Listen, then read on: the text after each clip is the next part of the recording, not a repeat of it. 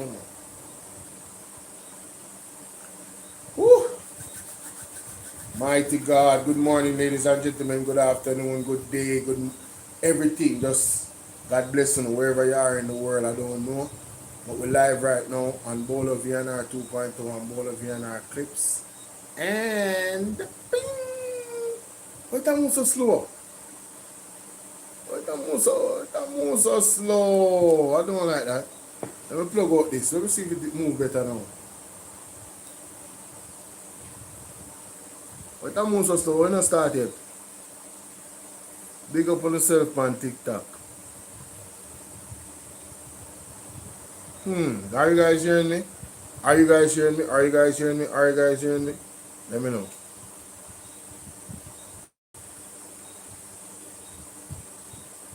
Are you guys hearing me?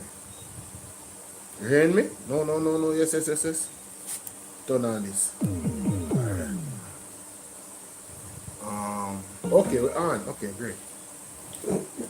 Before we get into the meat and potatoes of the matter, ladies and gentlemen, we're going to go over some articles that from my previous live stream I didn't get to go in depth about. But this is about Christopher Tufton. This live is about Christopher Tufton. So meanwhile I go through this, that will give persons time to come on in to hear the main topic. Alright? Because if you are not subscribed to PDTV, you don't know what you do.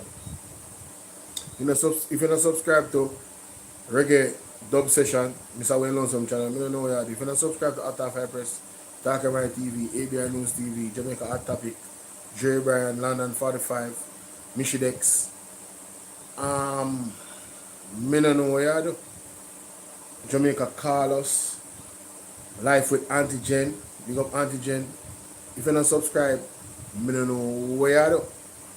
You understand what I deal with? Only need to subscribe to all of these platforms, and there's so much more. But, without saying it, you don't know what time it is. No, I don't do the right thing, man. TikTok, big up on yourself. YouTube, big up on yourself. Good morning, good afternoon, good day, wherever you are in the world. This is Bolo VNR. Alright? I'm on the 2.0 platform, the clips, and I'm on the TikTok. Bolo VNR TikTok. Alright? And Bolo VNR clips and Bolo VNR 2.0 on YouTube. Now,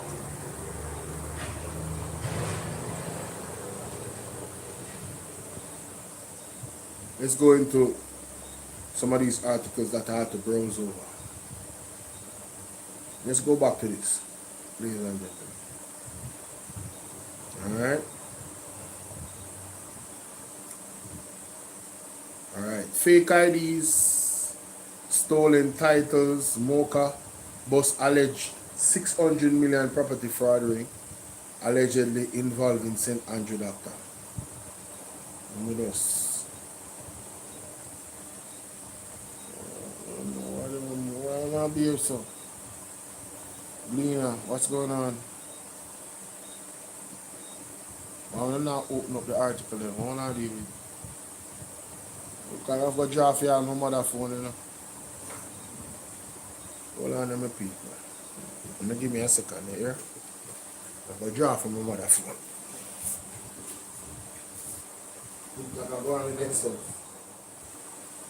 Oh, where's my phone?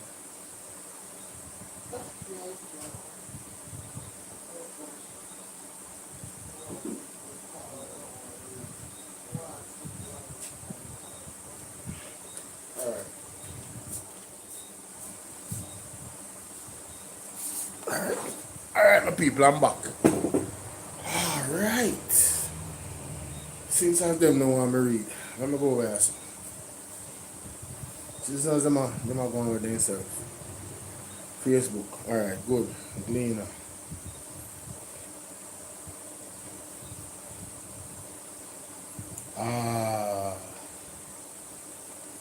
Here we go.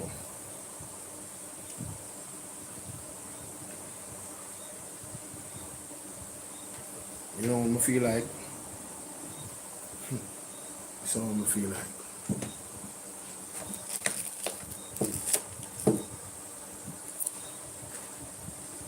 You saw what I feel like. Alright.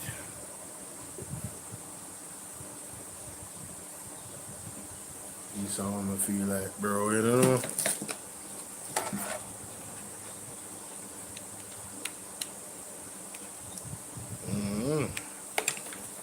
fair right now.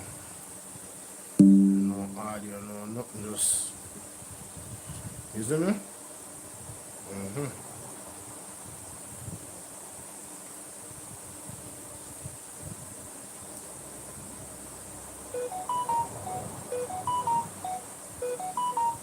So watch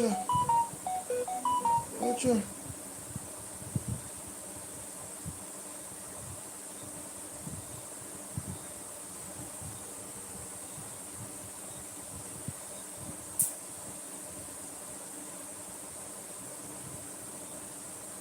Wow. This is what we do in the cleaner.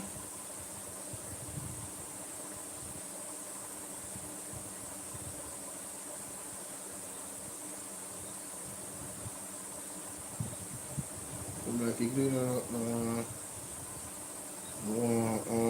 let me read the article then. This is very interesting.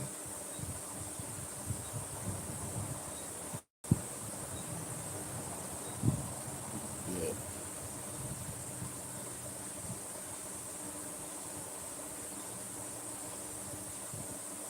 People, the oil prospect, walk one Lorna. The oil prospecting come back up, you know. Rotted. Vessel offshore Jamaica to test billion barrel oil prospect this week. A research vessel departed Trinidad last week, bound for Jamaica to conduct a seed survey starting this week, aimed at confirming whether oil-like substances detected beneath the island water are commercially viable crude. This survey represents a key milestone in advancing Jamaica exploration program, said Brian Larkin, CEO of United Oil and Gas, in a release. Bangarang. This a bangarang, boy. Boy. Yo, do you know what that means for Jamaica in terms of the pressure that we will be under from the United States? We just see Canada fall.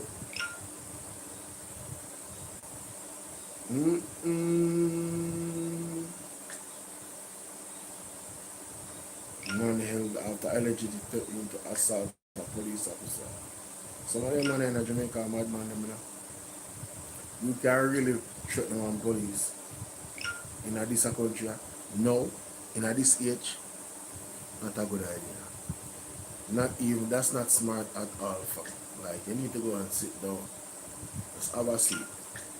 Because you don't mean yourself or your family now. Anyway, let me go to these articles and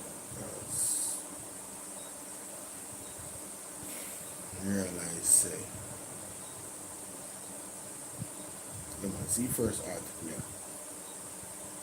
Let me see if we can get a read on this. If you don't get a read, man, if it alone, I'll go to the next article. If you don't know how to read it, we just have to leave it alone.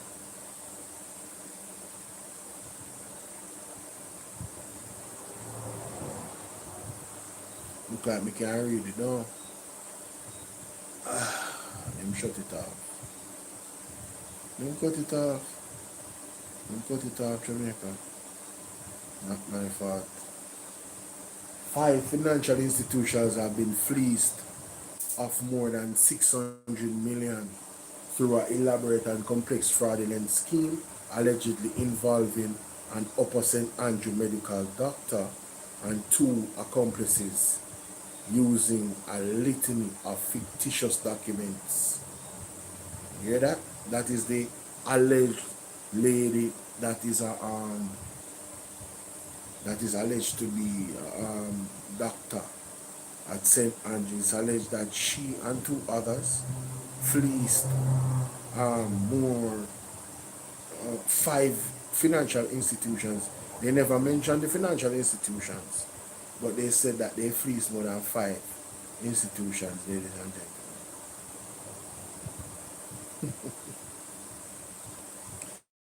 Yo,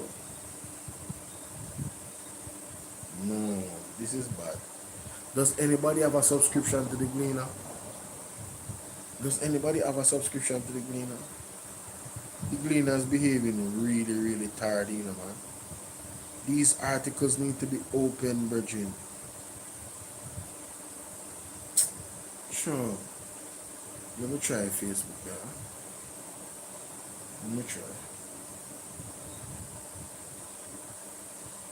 Let me try Instagram. Please, just please. Can we? Yes? Oh, thank you, Jesus. God is good. So, ladies and gentlemen, don't water down the IC. New exec director calls for stronger anti-corruption laws amid rebuild efforts. Right? Alright, listen to this. This is the new IC director, executive director, ladies and gentlemen. I want to say big up to Mr. Craig Beresford. You're a scholar and a gentleman, standing up to the 25th, 2026, 6:36 p.m. Edmund Campbell, senior or staff reporter. Ian Allen / photographer. Craig Beresford. With billions of dollars flowing into the country to carry out rehabilitation works post-Hurricane Melissa, Craig Beresford, the recently installed executive director of the Integrity Commission, IC, said the legislative framework for the anti-corruption body should be strengthened, not weakened, to enable it to more effectively carry out its oversight role. Contending that there was a need for a strong integrity commission, Beresford cautioned that nothing should be done to water down the legislation. We have to have a strong integrity commission in order to provide the oversight that is required for the public purse and for the conduct of our public officials, he said. During the last parliamentary session, the Joint Select Committee reviewing the Integrity Commission Act, ICA, was well advanced in its deliberations to make changes to the law governing the IC. An experienced anti-corruption proponent, Beresford said that every Jamaican would benefit from a strong, independent IC. Headlines delivered to your inbox. Sign up for the Gleaner's morning and evening newsletters. Speaking with the Sunday Gleaner, Beresford said it was vital for the country to have a strong oversight body to monitor the implementation and use of public funds linked to post-Melissa recovery efforts. I hope that at the end of the existing process, we come out with stronger legislation. We may change some things in terms of how we function and operate, but the legislation should not be watered down in any shape or form, and we have made that clear from the start of the process, said Beresford, who was appointed 3 months ago. There were heightened concerns among many Jamaicans and members of civil society last year when government lawmakers voted to accept a recommendation to remove the Auditor General as a commissioner of the IC. Members of the opposition on the Joint Select Committee reviewing the ICA voted against the proposal. Want to hear that? This is a direct shot at the JLP government. They are the ones that voted to remove the Auditor General as the commissioner, as a commissioner at the IC. That was an attempt to weaken the Integrity Commission. Andrew only sued the Integrity Commission and tried to ask the court, ask the court to actually remove the part of the act that deals with specifically the illicit enrichment portion that he is under investigation for. Ladies and gentlemen, that has to raise a red flag when you see the Prime Minister pull the trigger to try and attempt to do that in the court of law. So now we have Mr. Craig Beresford in an article with the Gleaner saying that, listen, you should not be looking to weaken the Integrity Commission if you truly are about cleaning up the country. You can't water down the IC. That's a common sense. Come on, why would you do that? Right? I love it. I absolutely love it. Proposal. A step toward tyranny. The government vote sent shockwaves among some civil society groups, prompting the head of one anti-corruption watchdog to describe the move as a step toward tyranny. Remember that? a step towards tyranny. People, only thing say, you guys think that these civil society groups are just using buzzwords? You think that they are PMP? You think it's political when you see them come out and then say, wait a minute, whoa, what you guys want to do? Remove the Auditor General from where? Why would you want to do that? If you look at the history, or even some of the present history of other governments and other countries, this is the same blueprint towards dictatorial rule. So we are not out here just making up buzzwords. The actions of the Jamaica Labour Party screams anti-democracy. It screams anti-transparency. It screams anti-accountability. They are totally against accountability, ladies and gentlemen. 100%. They are not even trying to be accountable.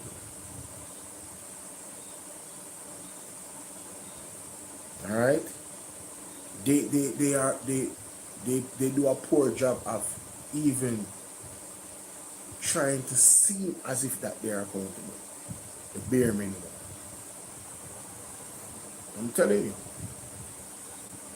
Proposal was introduced by controversial government lawmaker Everald Wormington. That, oh my God, man, that, him?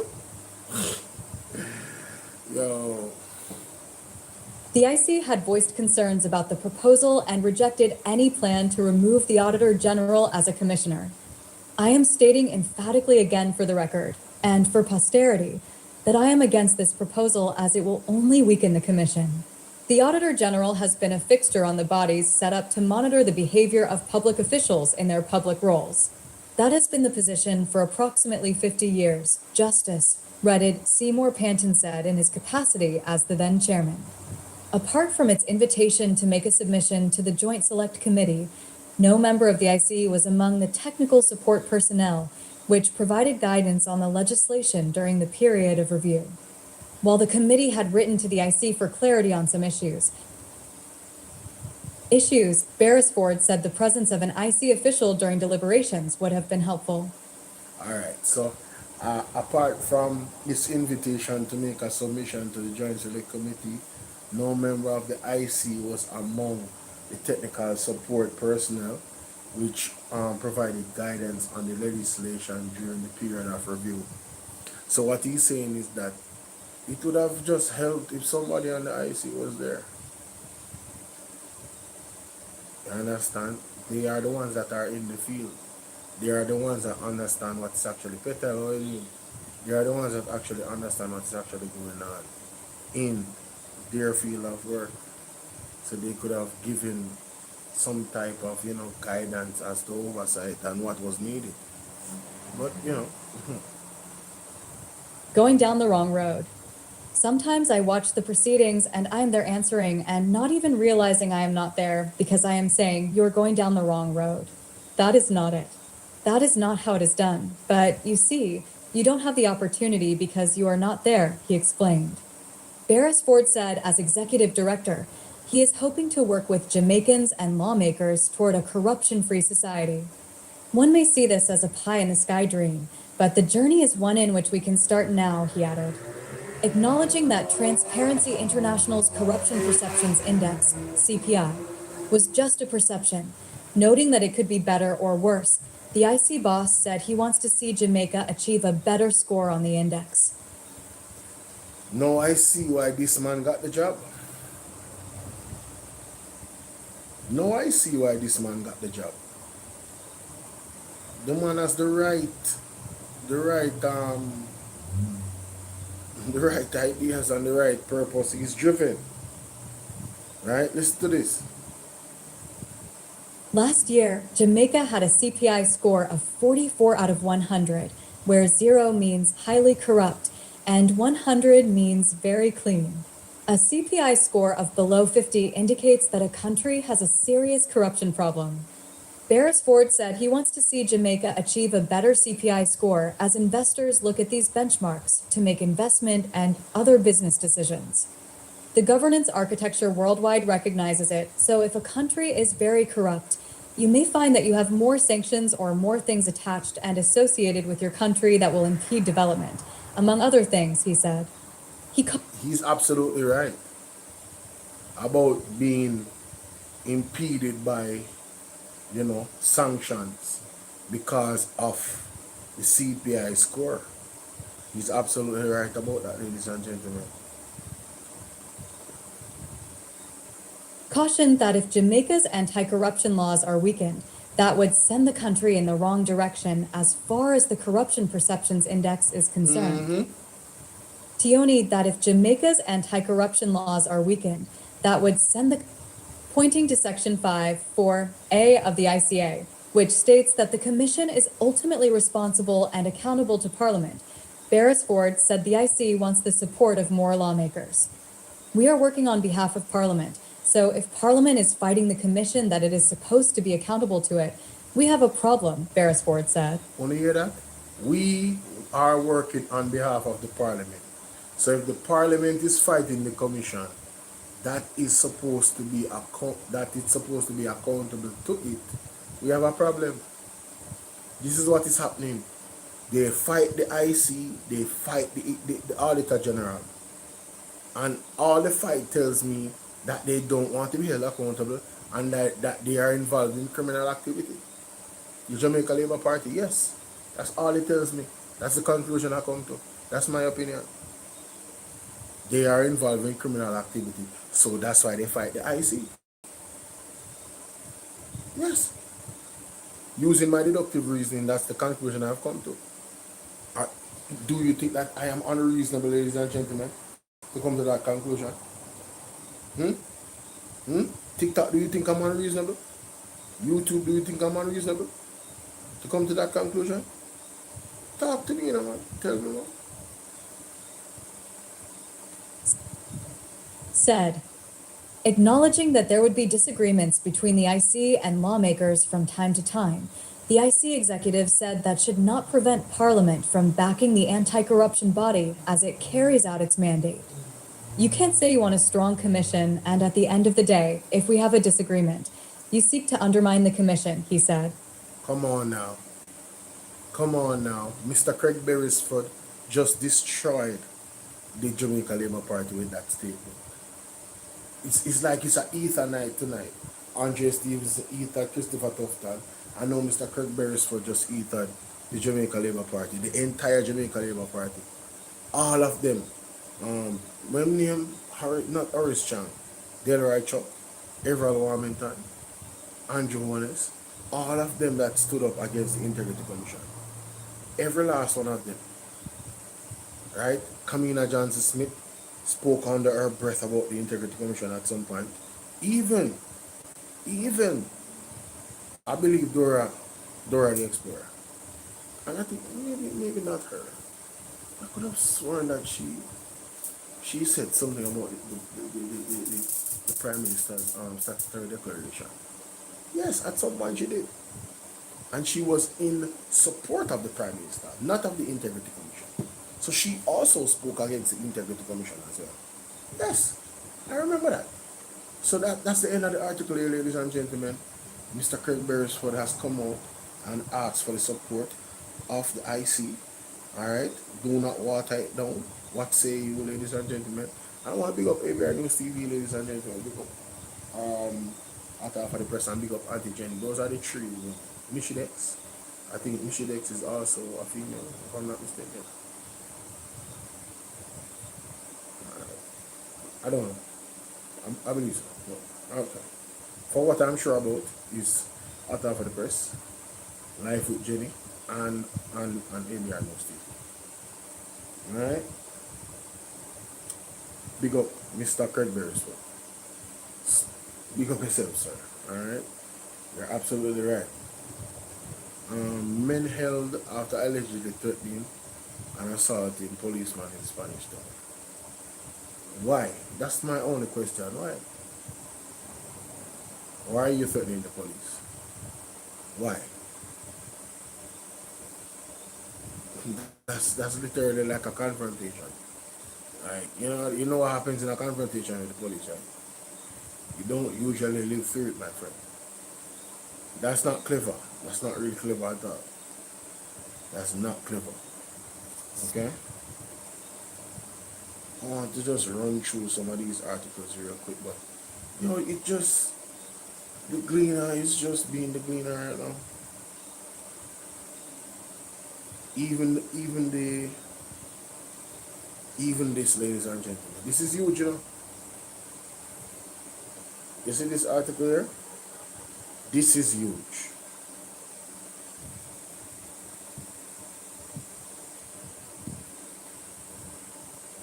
That is huge. Canada say, yo, listen. You know what I mean? Canada say, listen, I have no plans on pursuing free trade deal with China. Come on, Trump, what you doing, fam? You jumping the gun. Chill out. Yannick, what's up? Chill out. Why you going so hard talking about 100% tariff? Calm down, sir. That's exactly what he be saying. Yo, man, let's see. I'm just here watching it. Karen, what's up, Karen?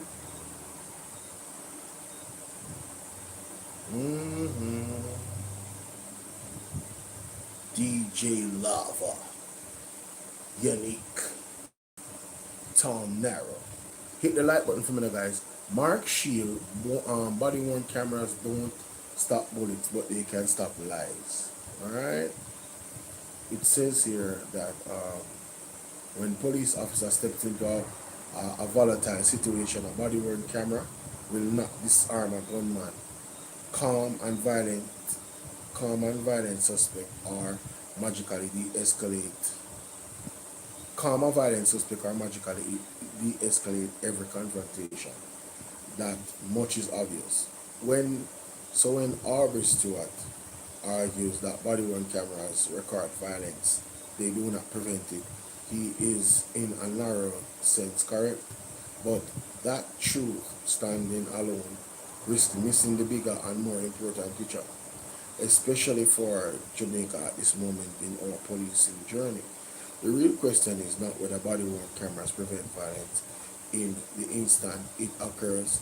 They do not. They do not.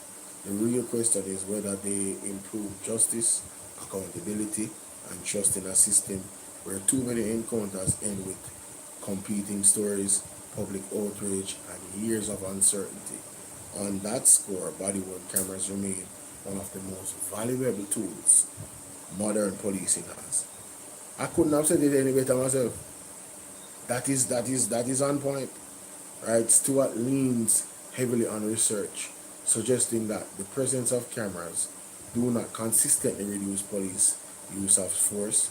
He references some 70 empirical studies and notes that even when averaged out, the data show little difference in force outcomes with or without cameras.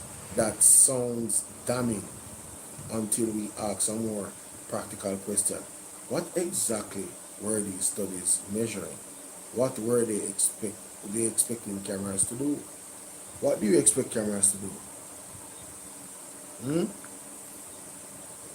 A man can depend on camera and still do violent act and still do illegal act. But guess what? It tells us the truth about what happened. So if they do an illegal act, a violent act, one that violates the human rights of the individuals, they'll be on camera. So we can hold them accountable and remove them from the system. So they cannot repeat the process. And so we can protect more Jamaicans from Rose Big of herself, from people like them. It says here, violence in policing is relatively rare, unpredictable, and highly situational. Expecting a small device click to the uniform to reliably change those outcomes across different countries, cultures, command, structure, and rules of engagement. And rules of engagement was always unrealistic. When the studies show no consistent consistent effect. What they are really telling us is that cameras are not a behavioral cure. Exactly.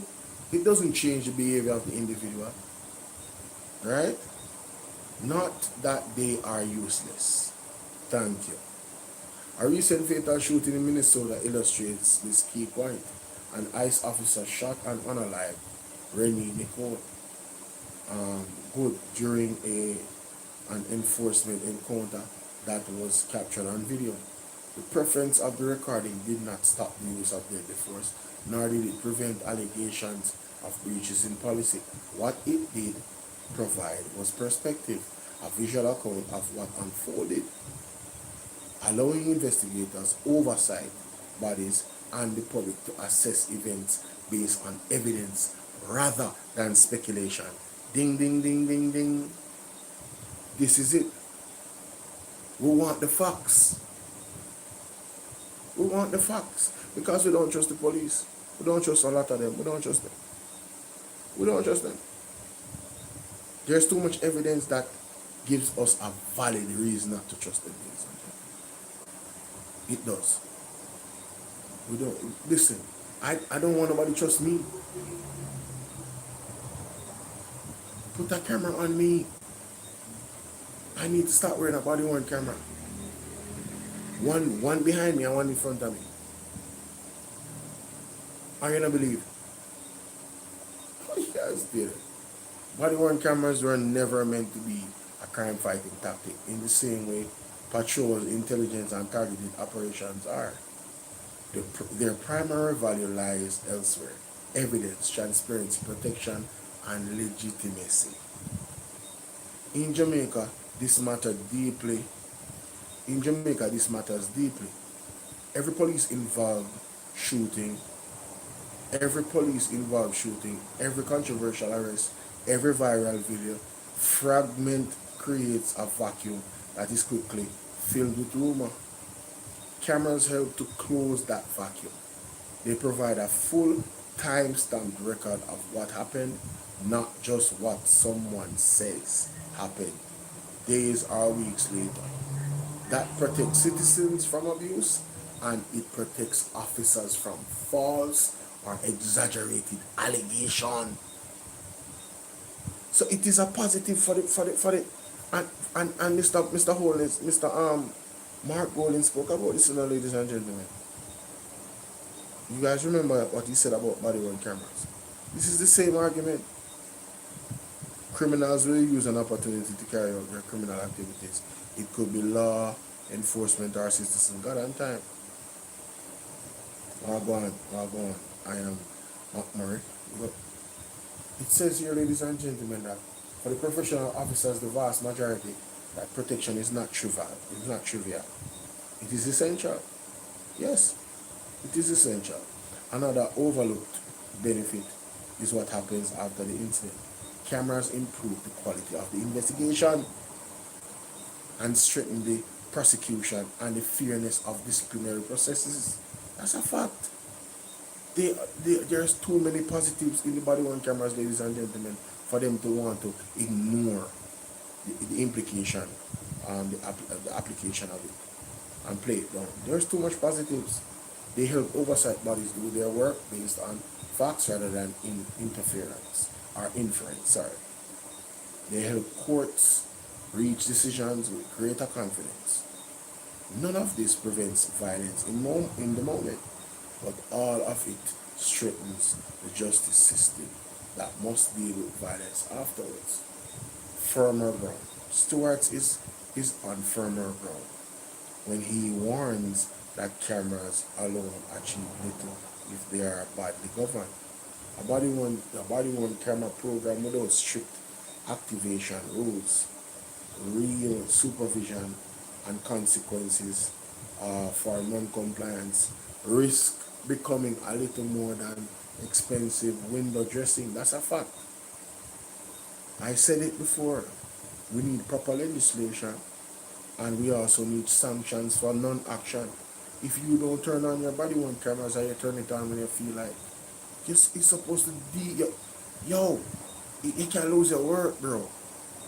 You understand? And go under serious investigation depending on what happens when you don't have on a camera. The discretionary use undermines trust. Selective release undermines credibility, and weak oversight undermines legitimacy. So trust, credibility, and legitimacy. We have to make sure the thing is structured in a way where all those things, the trust is maintained, credibility is maintained, and legitimacy. If Jamaica is serious, cameras must be mandatory during defined encounters. Mandatory. Yes?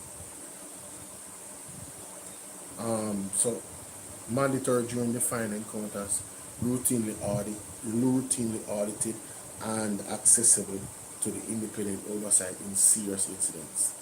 Officers must know that failing to activate the camera without justification carries consequence. Citizens must know that footage will not disappear in any bureaucratic black hole.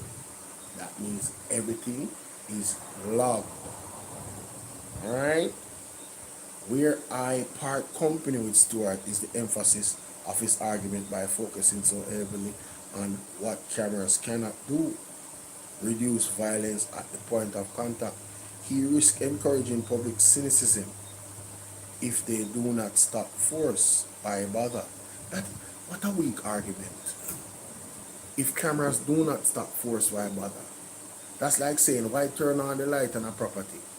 It doesn't stop the thief from coming in there. You know what the light does? Shine the light on the thief so the camera then can video them and spot out who are the thief. You big dummy. That is the wrong lesson. Seatbelts do not prevent crashes. CCTV does not prevent all crime. Bingo. Court transcripts do not prevent perjury. Yet no serious society argues that these tools are therefore pointless. Bro, Mr. Stewart, yeah, you need to go and sit down here. You've embarrassed yourself. Utterly embarrassed yourself. Mighty God. This is embarrassing. Wow. We use them because they reduce harm, improve outcomes, and strengthen accountability. Body-worn cameras belong firmly in that category. Jamaica has made real strides in reducing serious crimes. The progress must be matched by equal seriousness about transparency and public confidence, which you guys don't have. You guys don't have public confidence. Nobody trusts you. That is bad. In the end, body-worn cameras will not make policing easier. In some ways, they make it harder. They expose mistakes, they remove excuses, they demand discipline. No excuses, no mistakes, discipline. That means you do your job more what? Efficiently. And as you are supposed to. Accountability. Good. They may not stop violence in the moment, but they can stop lies, protect innocent, and help ensure that when force is used, it is judged fairly, honestly, and in full view of the truth. That is why the national conversation should mature beyond slogans and absolutes, and instead focus on how Jamaica designs, governs, and uses this tool responsibly and consistently nationwide. These views are shaped by my own experience in policing, informed by international research, but firmly grounded in the realities of enforcement and public trust. Mark Shields is a former Deputy Commissioner of Police, Jamaica Constabulary Force, and Managing Director of Shields Crime and Security Limited. Big up Mr. Mark Shields. On point. On point. And I want to thank you guys for hitting the like button, man. Thank you. You guys are amazing. Big up yourself. Alright. Next article. Next article, ladies and gentlemen. Alright. Oh, yes. So, oh, yes, here we go. I definitely have to go to this.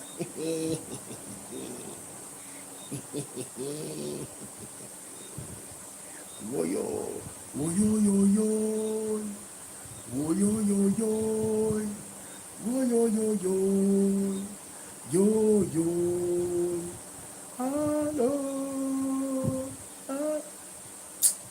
you know, I have to realize that the microphone is on.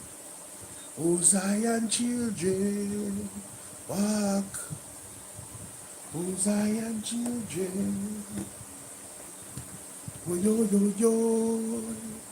Oh, yo, yo, yo. Oh, yo, yo, yo. Oh, yo. Yes. Oh, yo. Oh, yo, yeah. Oh, Zion children. Walk. Oh, Zion children. Walk.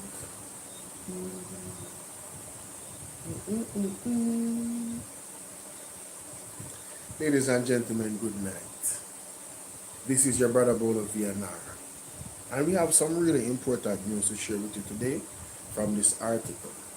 It says vessel offshore Jamaica to test billion barrel oil prospect this week.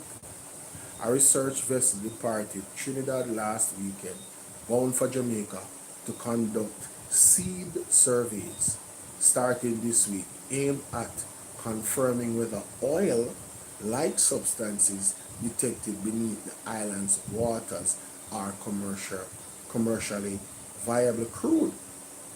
This survey represents a key milestone in advancing our Jamaica exploration program, said Brian Larkin, CEO of United Oil and Gas, in a release.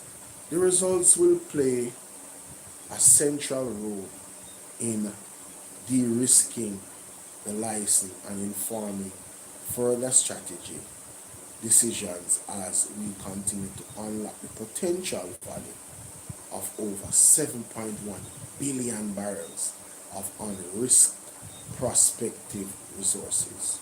The UK-based United Oil and Gas plc said on Tuesday that the RV Diary, operated by TDI Brooks International, was expected to reach Kingston in 5 to 6 days and begin offshore operations around January 27th.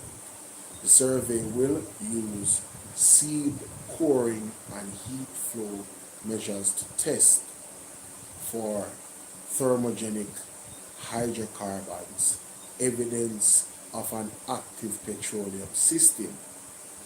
Let me hear that.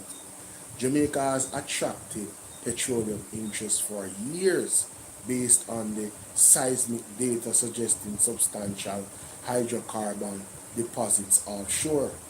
Previous surveys identify oil-like substances, but confirmation requires analysis of seed samples to determine whether the material represents crude or non-petroleum hydrocarbons. The current survey differs from exploratory drilling, which would require upward of US 30 million in capital that United Oil and Gas lacks. The London-listed company is seeking partners to fund eventual drilling operations. The SEEB survey, while less expensive, aims to reduce drilling risk by confirming hydrocarbons present before committing to costlier exploration wells. What that means, ladies and gentlemen, is that they are not sure if it's going to result into what they would like it to result into, which is finding the crude oil. So they want to find partners that can help them in this venture to verify what you're doing, Ryan Campbell, to verify whether or not this is a viable prospect. Right? It goes on to say that the vessel will first conduct multi-beam echo sound surveys to map seed featured, followed by heat flow measures and piston coring operation. Scientists will target sleeve floor depressions and pop marks featured associated with hydrocarbon seepage, right? Some extending several hundred meters in diameter. Core samples will be shipping to TBI Brooks US laboratory for analysis. Preliminary results are expected 1 or 2 months after fieldwork concludes, with final analysis around mid 2026. The survey focused on Walton Morant License Zone, which stretches along the entire southern coast of Jamaica. Ladies and gentlemen, let us think about what this means. Say, for instance, if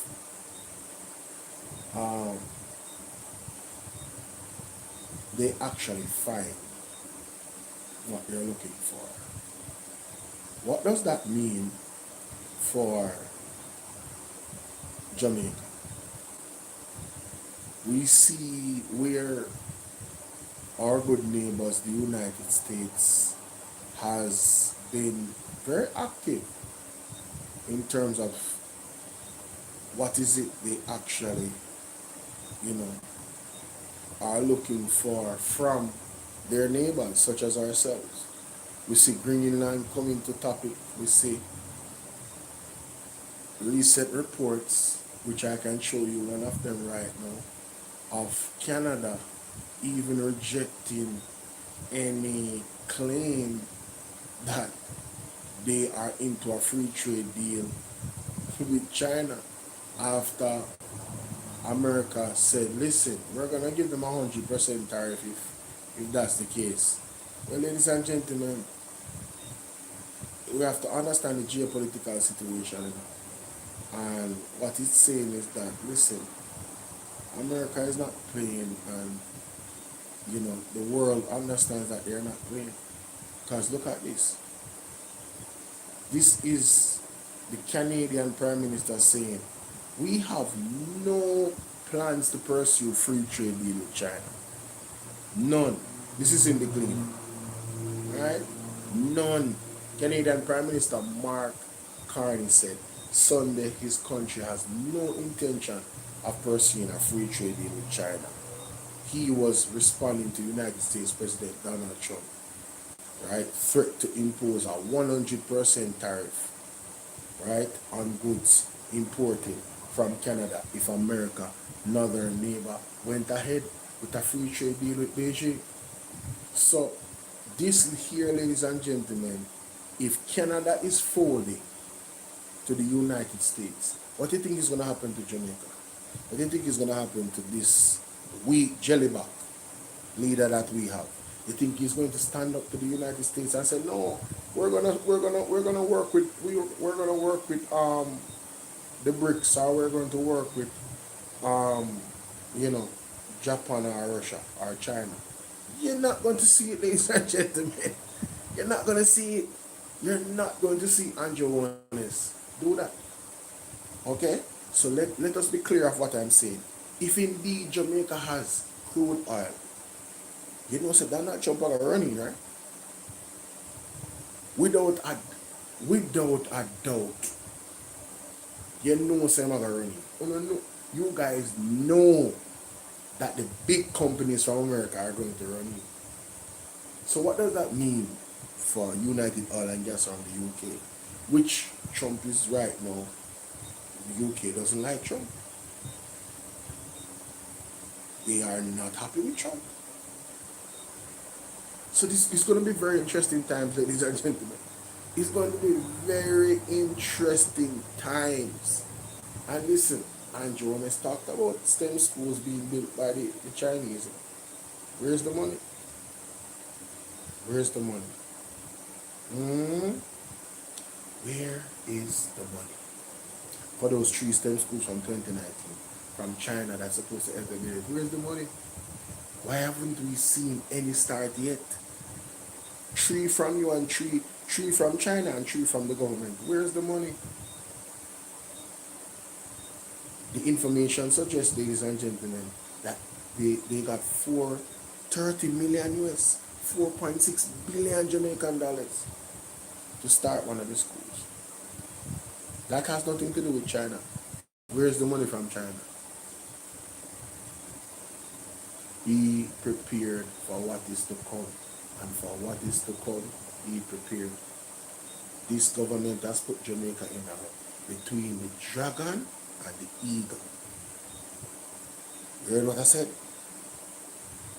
This government has put us in a very, very peculiar position. They have taken no stance.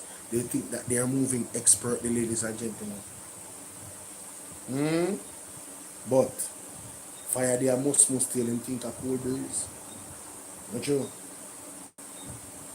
Fire the must still in think a cool breeze.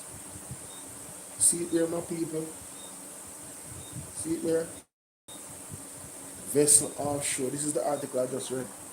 For those that watch this recording, remember to hit the like button, share.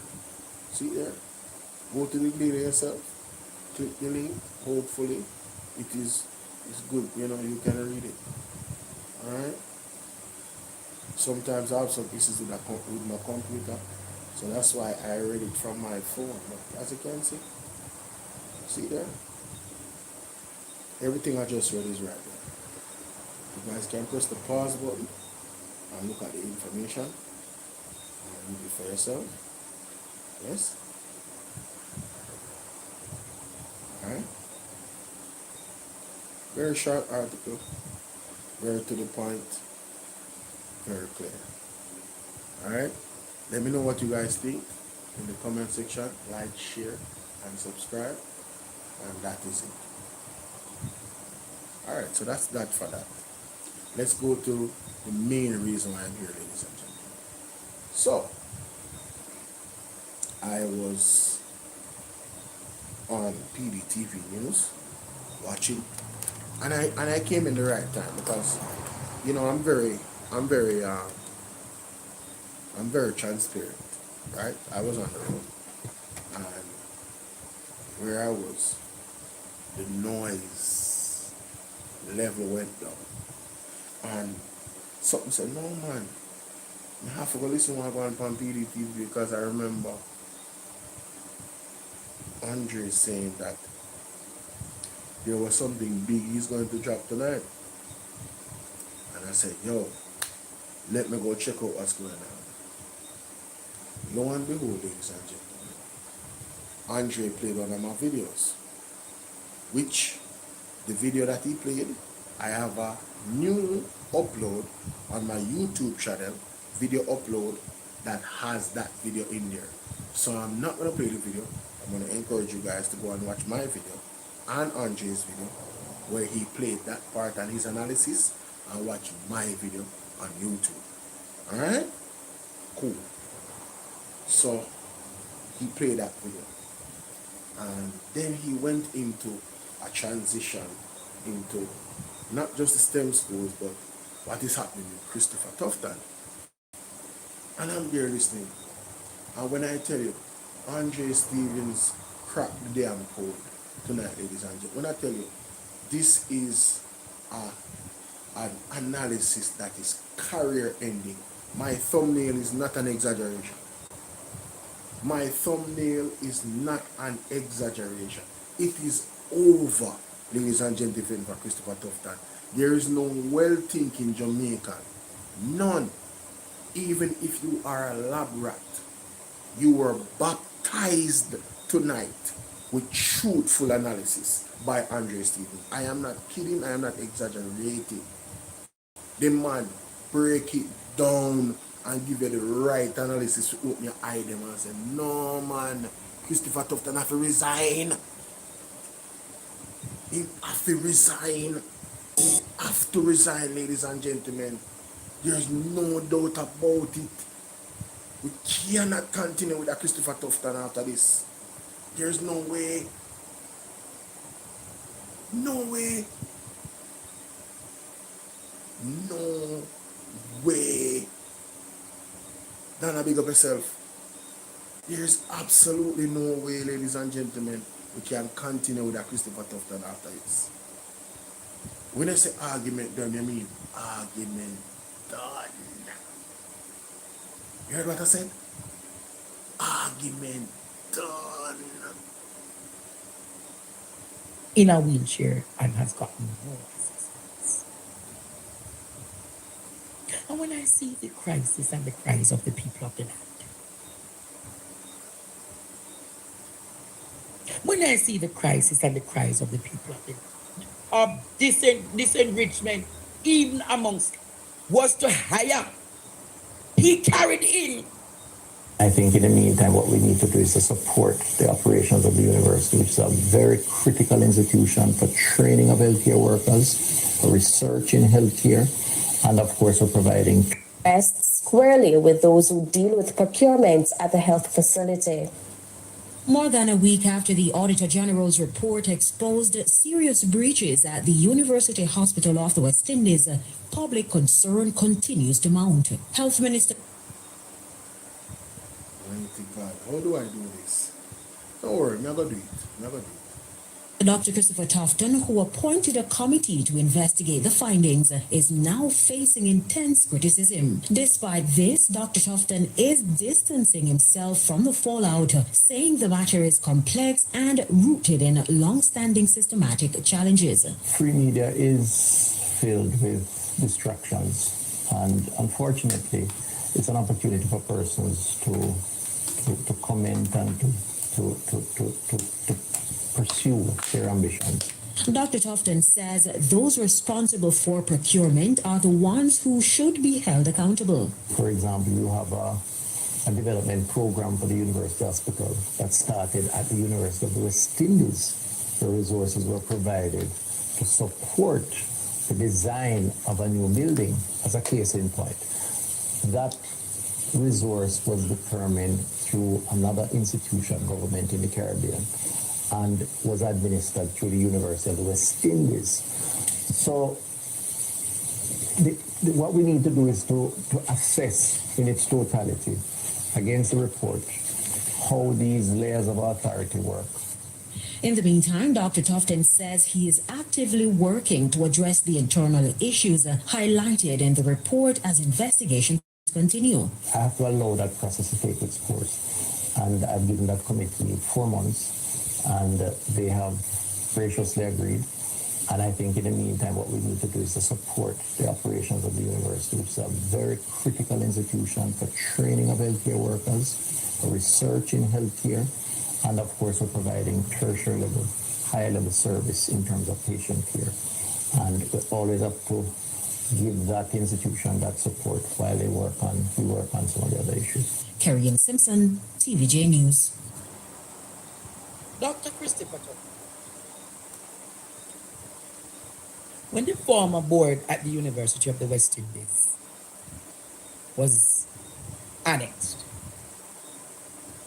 former chairman of the board of the University Hospital, Wayne Chai Chong, has scoffed at claims that the board he headed was dysfunctional.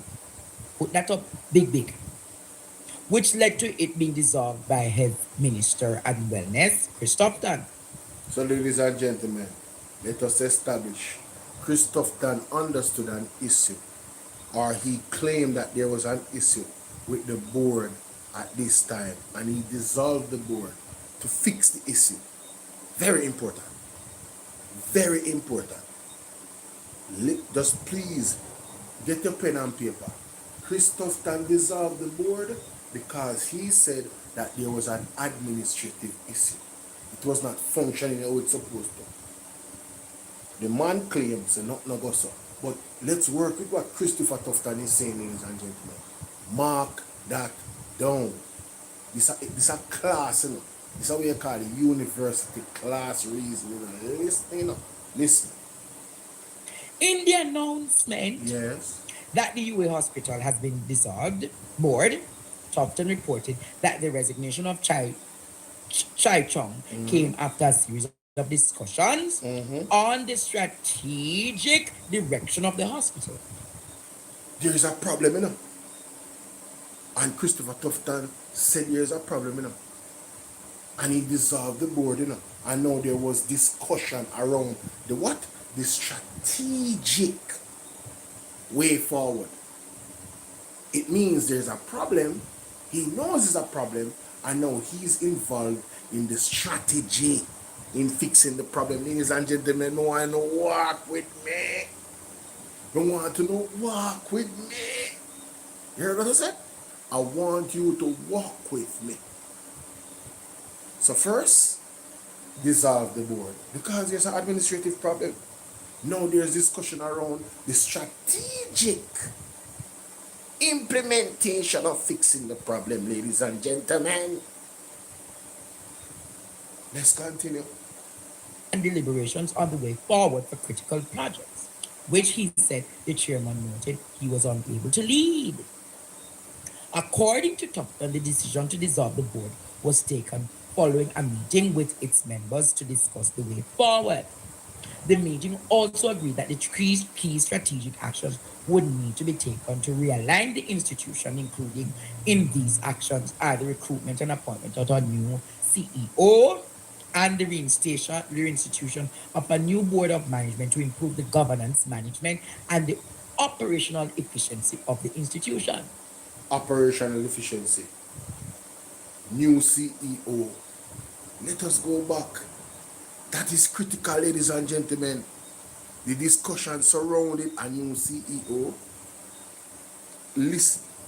Including in these actions are the recruitment and the meeting also agreed that the three key strategic actions would need to be taken to realign the institution, including in these actions are the recruitment and appointment of a new CEO and the reinstitution of a new board of management to improve the governance, management, and the operational efficiency of the institution. Operational efficiency. What does efficiency mean, ladies and gentlemen? Spending the money the right way.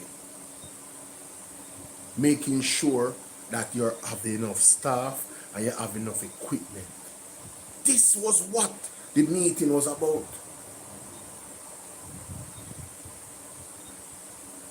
So, Christopher Tufton was well aware of the issues at that time. And measures were put in place to what? Fix the issue. Meetings were held. He dissolved the previous individuals that were there. Fire them, move them. They're not a job. To improve the situation. Please, guys, do not lose wind of that. Let's continue. Let's continue. But his first public statement since being resigning just over a week, Chai Chong said he walked after Tufton decided to overturn Jamaica, Listen. the decision of the board to replace the acting CEO with another senior director. So, Christopher Tufton overturned the board. Right? Decision. It was a board decision. And there's levels. You remember when Christopher Tufton wanted to recuse himself in the video clip before of anything to do with the board and their decision and all of that? Well, he overturned the board decision to hire this lady from England. The board came to the conclusion that this lady had the expertise to fix the issues. What did Christopher Tufton do, ladies and gentlemen? Overturn Jamaica, the decision of the board to replace the acting CEO with another senior director. Senior director. No? Tufton Jamaica overturned the decision. Ben Spunani overturned the decision. of the acting hospital CEO, and he carried in Fitzgerald Mitchell. One of the Manchester boys. His friend from high school. Remember the purpose, ladies and gentlemen, of the new CEO for operational efficiency. This is enough to end the political career of Christopher Tufton. No well-thinking Jamaican should vote for a party that aligns with him or decides to stand behind him.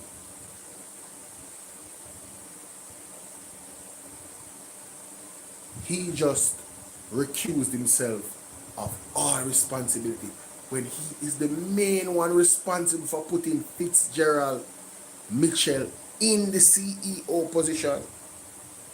Let's go back. Overturned the decision of the acting hospital CEO, and he carried in Fitzgerald Mitchell. He overturned. So how then is Tufton going to pull himself from the nastiness up here? Yes, Bolo. Yes, Bolo. Talk quickly. Teacher. Teacher. The argument done now. Class. I hit this. It is over. Yes. You see all the way Christopher Tufton has said?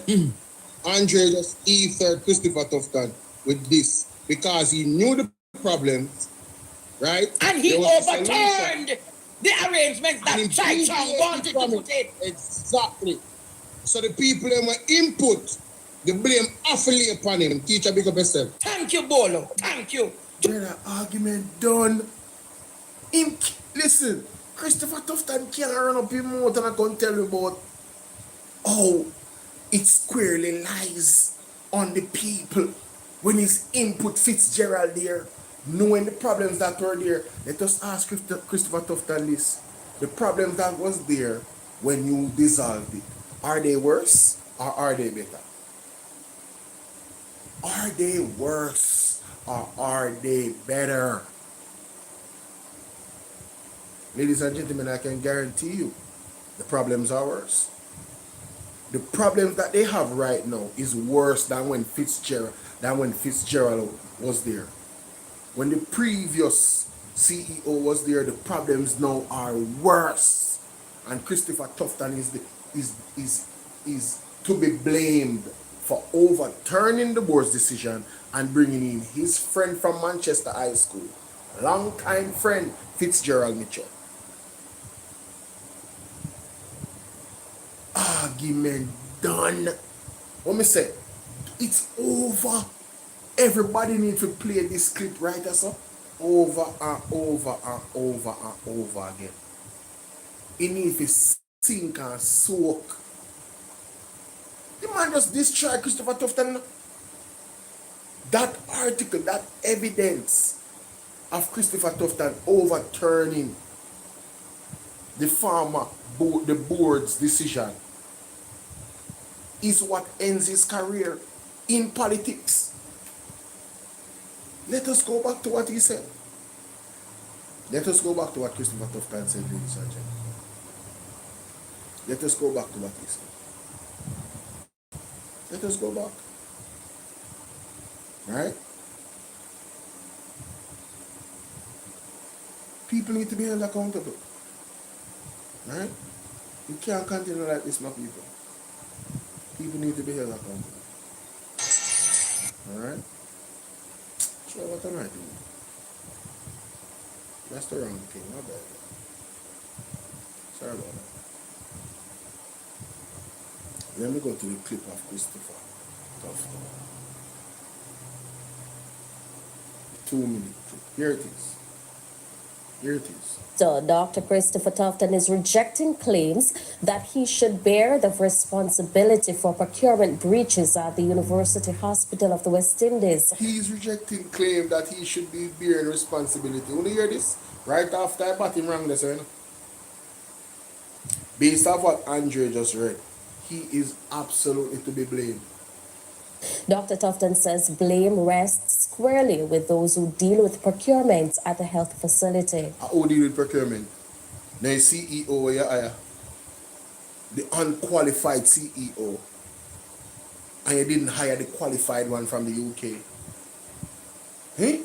When you overturn the board's decision, Christopher Tufton is to be blamed. More than a week after the Auditor General's report exposed serious breaches at the University Hospital of the West Indies, public concern continues to mount. Health Minister Dr. Christopher Tufton, who appointed a committee to investigate the findings, is now facing intense criticism. Despite this, Dr. Tufton is distancing himself from the fallout, saying the matter is complex and rooted in long-standing systematic challenges. Free media is filled with distractions, and unfortunately it's an opportunity for persons to comment and to pursue their ambitions. Dr. Tufton says those responsible for procurement are the ones who should be held accountable. For example, you have a development program for the University Hospital that started at the University of the West Indies, where resources were provided to support the design of a new building. As a case in point, that resource was determined through another institution, government in the Caribbean, and was administered through the University of the West Indies. So what we need to do is to assess in its totality against the report how these layers of authority work. In the meantime, So, Christopher Tufton, when you had the meeting, when you dissolved the board, you didn't understand what was going on, you didn't assess what was going on. When you decided to overturn the board decision to get the lady from the UK as the CEO, you never understood, the assessments were not done. So you dissolved the board without assessments. That's what they're trying to tell us. Is it possible that the board was functional and you destroyed something that was good? And now you want to not take blame for destroying something that was good and creating a monster in this situation? And now you want to assess. Didn't you assess before? But if you didn't assess before, that means you're working superbly backwards. You must have made some assessment before you dissolved the board. I'm assuming. I'm asking.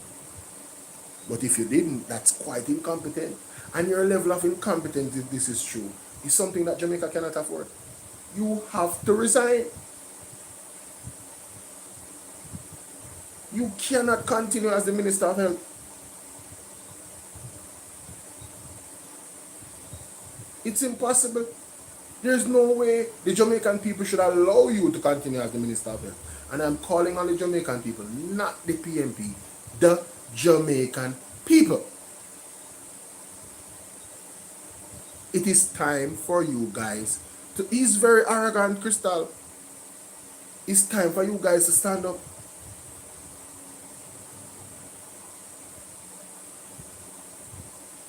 It's time for you. We are the ones that suffer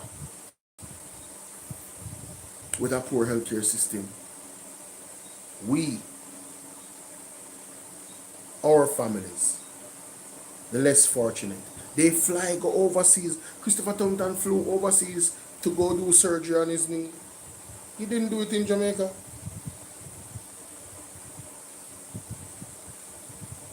Can you imagine?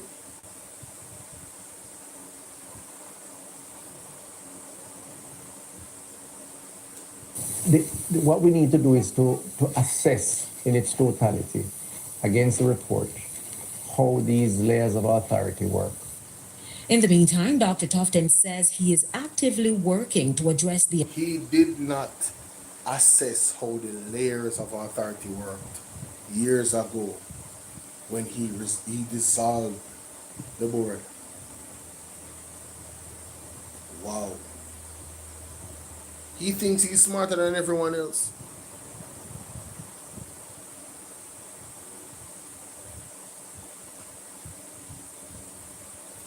in internal issues highlighted in the report as investigations continue. I have to allow that process to take its course, and I've given that committee 4 months.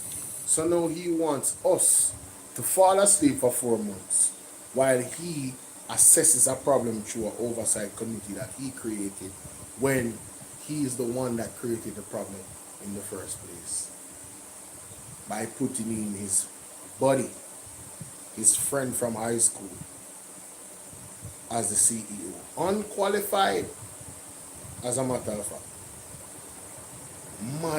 I'm talking about the level of audacity of a Christopher Tufton. Wow! This man got to be the same thing as Andrew Honest or worse. Two of them is like this. I don't know. It's a toss-up. Can you imagine if Christopher Tufton was the Prime Minister? The level of excuses that he would bear for high levels of incompetence. Huh?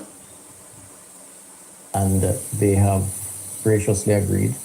And I think in the meantime, what we need to do is to support the operations of the university, which is a very critical institution for training of healthcare workers, for research in healthcare, and of course, we're providing tertiary level, higher level service.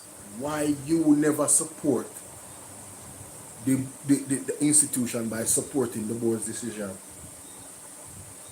Why Christopher Tufton never support the board's decision and support the institution by supporting the board's decision for having somebody that was highly qualified for the job get the job? Mighty God. It's a patient care, and we always have to give that institution that support while we work on some of the other issues. Carrie Ann Simpson, TVJ News. Health Minister Dr.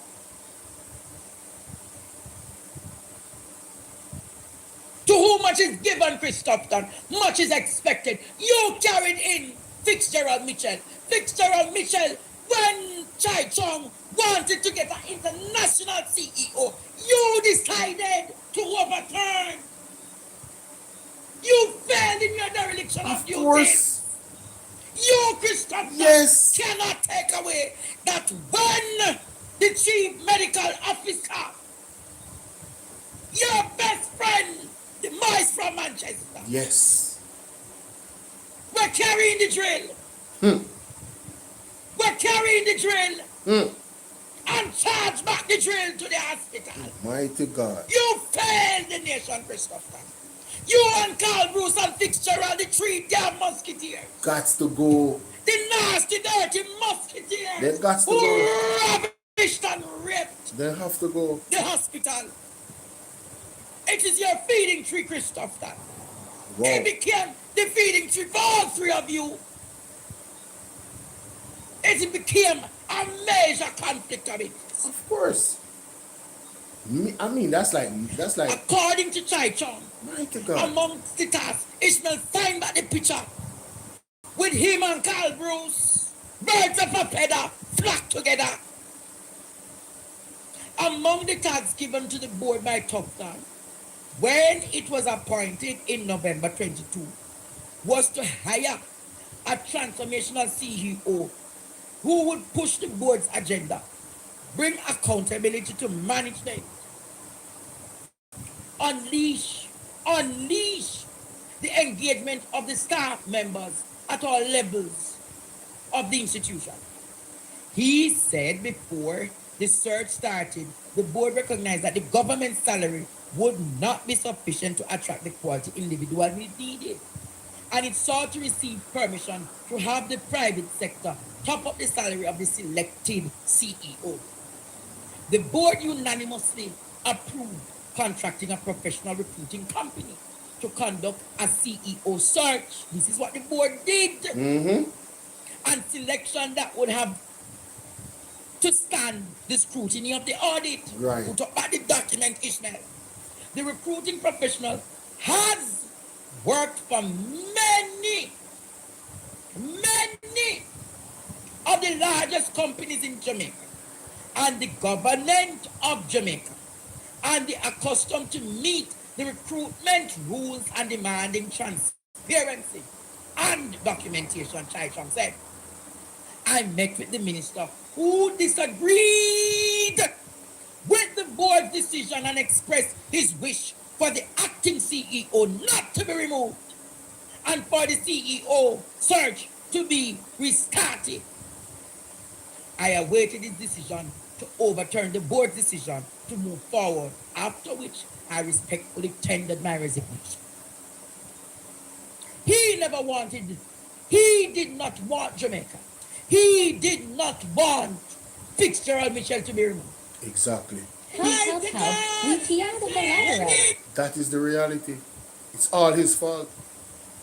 All of it that is happening is Christopher Tufton's fault. He added that he led a brave board with members who were willing to tackle the issues which have for years been a source of decline of the UWI hospital. Issues left unattended have been causing a fair amount of disenrichment even among staff members. Here's what Chai Chong said. Among the discoveries and actions taken by the board was the implementation of the hospital information management system, that is the HR system, but which had languished in the works from 2017. And an internal audit which discovered a number of irregularities in contracts awarded and purchasing practices. These are from 2022. We're in 2026. Chai Chong, Jamaica. Thank you. Chai Chong wanted to fix these things. So Christopher knew about what was happening. So when you hear Christopher Tufton talking about the long-standing issue, he was aware of the long-standing issue. The efforts to fix it was hampered by him. When the proper procurement and search of a qualified individual that is known to fix these things, he did not want that individual to be hired. He wanted his friend to stay, ladies and gentlemen. Party shop government, banana republic, nepotism, cronyism, skullduggery, high levels of indirect criminality. Why do I say that? People died, ladies and gentlemen.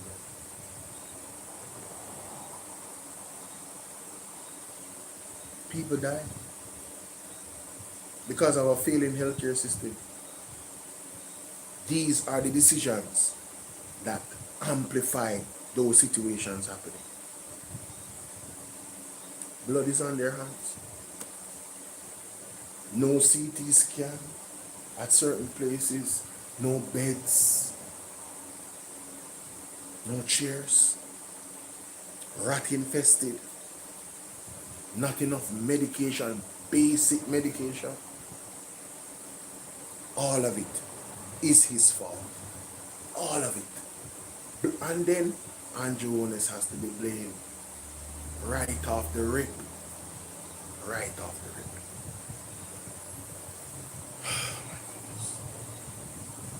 The board also detected incidents of suspected fraud at the hospital's payroll department, and arrests were made, and it took steps to increase the billings and collections, which were in excess of 30% of the potential billing revenue of the hospital, which either were written off or not collected. Wow. Wow. Wow. Duties, Johnny. Wow. So he's guilty for the dereliction of duties, Johnny. Of course. He failed. Of course. He failed Jamaica. He had a responsibility as the minister, the executive member of the government, to fix the situation at the UWI hospital and across the healthcare sector. And the thing about it is not that Antonio, what's up? It's not that he didn't know about it. He knew the problem. The problem has gotten worse under his appointment of Fitzgerald Mitchell. That is the core. So when he came up with this press release, I mean, run him away. Garbage. The evidence proves otherwise. He is responsible, ladies and gentlemen. But rather than Tufton takes responsibility for anything, Never. all he does is deflect. Never. So he's talking about us being a distraction when he is the deflector and the distractor, distracting you from the core of the argument, wanting to divert and go look upon long-standing issues as if he never knew about them, as if he didn't dissolve the board to fix the issue. But the persons he put there actually was there when the issues got worse. So he is to be blamed directly or indirectly. Ladies and gentlemen, he should be fired. No boss, no owner of a franchise gives a manager the mandate to fix an issue. And when the collective of the staff comes to a detailed conclusion as to a solution, and then that solution is diverted, overturned by executive order of the manager, whatever results from that executive order, all of the blame has to go on the manager. All of the blame has to go on Christopher Tufton. Do you guys understand? We have a restaurant. We have an issue in the restaurant. Everybody, the staff comes together and the supervisors in an involved way to say, how can we fix this issue? Right? Management seeks to procure or get somebody qualified for the job. They are interviewed, they meet the staff, then the staff afterwards comes together and give their input on who they believe actually, based off their interactions with the individual, because they have to work together anyway, who is the best person for the job, based off their qualifications and all of that. The staff says, John Doe, perfect, it's unanimous. But no, you as the manager goes, no, John Doe is not the right person for the job. The one that is acting presently in the role is the one for the job. Ladies and gentlemen, the reports that Mr. Dr. Alfred Dawes has put out suggest the total opposite from the staff experience with Fitzgerald Mitchell. The evidence from the Auditor General report suggests the complete different perspective than the one that Mr. Christopher Tufton executively took. So all the blame lies squarely on his shoulders. And the individuals that he hired and overturned to stay there have to go as well. They can't stay there. They are the sore. They are the sore in our faces when it comes on to the operations of the UHWI. Christopher Tufton is the one that really is responsible for this sore. He make it break out. He's the one that let it break out, ladies and gentlemen. He does is gaslight. All he does, Jamaica, when pressure is applied, him go find the media to go create a different thing. You know, see when the eater catch him one day, yeah, what Tufton go do? But him gone down a Buster man to children hospital and talk about parents can come stay overnight with them picnic. We don't care about that right now. We want you, Carl Bruce and Fitzgerald Mitchell, to be locked away. Yes. Just stop that. Yes. I want to ask you a question. I'm joining to Guyana now. Mighty God. Or Caribbean neighbor Guyana. I want anybody to tell me if they know of Chris Tufton ambitions and business progress in Guyana. Chris Tufton, are you a shareholder or are you building a hospital in Guyana privately? You know, say, when I have to go visit Partner Jaw TV to get the rest of that conversation. I'm not going further. I know that me come for. I ain't not going no further, ladies and gentlemen. I'm not going any further. All of the sufferation of the patients at the UHWI since the appointment of Fitzgerald Mitchell, if your family suffered, just know Christopher Tufton is to be blamed. You heard what I said? If you never have enough chair to sit down upon, bed for lay down upon, medicine, whatever, the doctor then never, if you never had enough doctors to tend to you, I had to wait, Christopher Tufton fault. It lies squarely on his shoulders, no apology. Me we argue that in a court, based off of the evidence. The man needs to resign immediately. We should demand his resignation immediately. We, the people of Jamaica, should demand the resignation. Anytime the PMP come out and put out statements, I'm gonna stand behind the statement, I'm gonna take it to the street. When the PMP come and say, we demand such and such and this is untenable, what wanna do? Yeah man, that's true, and then we just hate that. Where's the action behind it? We have, listen, how do you make a citizen's arrest? How do you make a citizen? I need to find out legally on what grounds a Jamaican regular citizen can arrest a politician.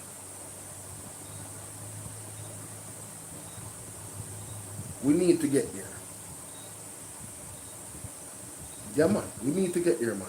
We need to get up to a point where in our society where citizens can make citizens arrest of politicians. Because the police them seem to not have the teeth to do it. Police they afraid of politicians, but they're not afraid to kill off the local youth living in the street, talk about them are criminal. And that's the next thing too, before we go. This is how we know so. I have to talk about this before me. These guys are incredible. These guys are incredible. Mighty God of Daniel, these guys are incredible. Well, make sure someone go subscribe to Andre Stevens, subscribe to this how we know some as well. Alright, my people. Let me see. Right there. See if I do this. Is it this? Look at that one.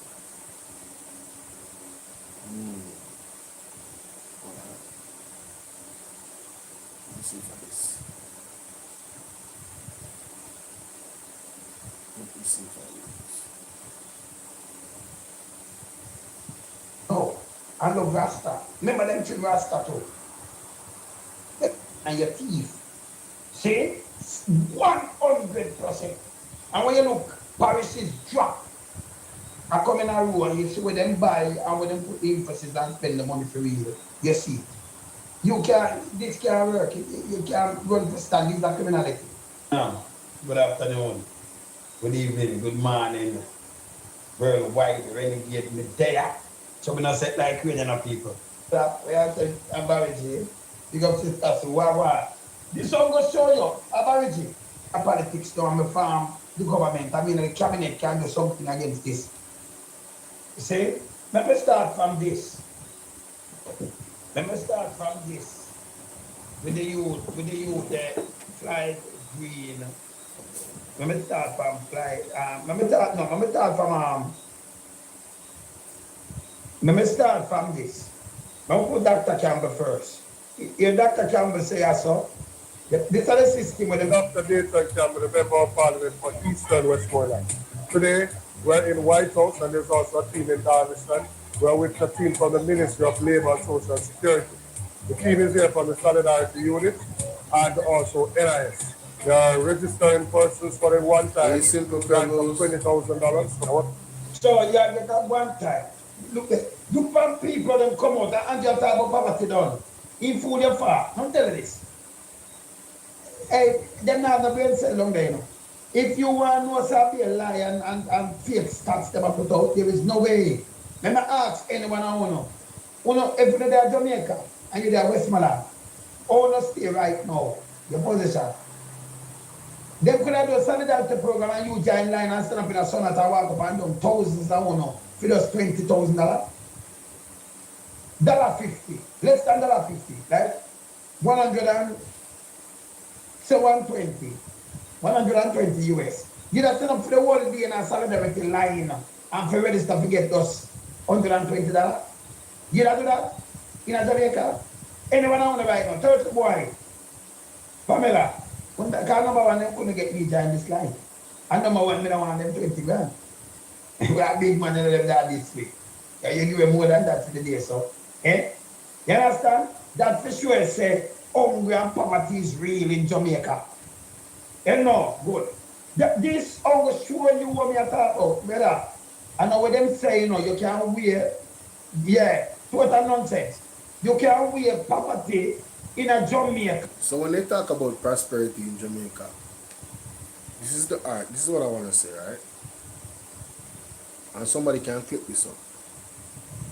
So the solidarity program in East Portland with Dr. Nathan Campbell and the Ministry of Labor. People came out in drones. Thousands of people came out. You would have thought that it was a $200,000 cash receiver or check that people were getting. People had to stand up in the sun in line for $25,000. What are you doing, Laura? I know, man, I know, on your way to work. Stay blessed as well. For $25,000. I know people that will not join Western Union line for that the money they them see line too long. You heard what I said? I know people that will not join a Western Union line for that type of money. So what it tells us, ladies and gentlemen, is that the people are in a desperate situation. It doesn't speak about prosperity. Furthermore, if people were truly prosperous, the hurricane would not wipe out all of their hopes. They would have money in the bank, and they would have life insurance, they would have property insurance. So they could have just go and start build back them house and not ask or request of the government to help them in any capacity, because it's prosperity. So the Jamaica Labour Party has lied to the people of Jamaica about the reality of Jamaica. Much like how Christopher Tufton has lied to us about the nature and state of the healthcare system all around the country. They have just lied, ladies and gentlemen. The reality is grim. And Monday, how you doing? And Hurricane Melissa only exposed just how bad it is. Right? It opened up people's eyes to listen, even in the pandemic, guys, come on. How many persons' bank accounts were depleted in 2 weeks? Some people lesser than that. People had to be calling their family members like, yo, bruh, yo, can you send me some? How many people that was the reality? So where's the prosperity? Where's the excellent medical experience that people are having in these hospitals, in the public health sector? Where is it? It's non-existent, ladies and gentlemen. This is what you call career-ending realities. These people should not have a job in government, in leadership, with these piss poor results.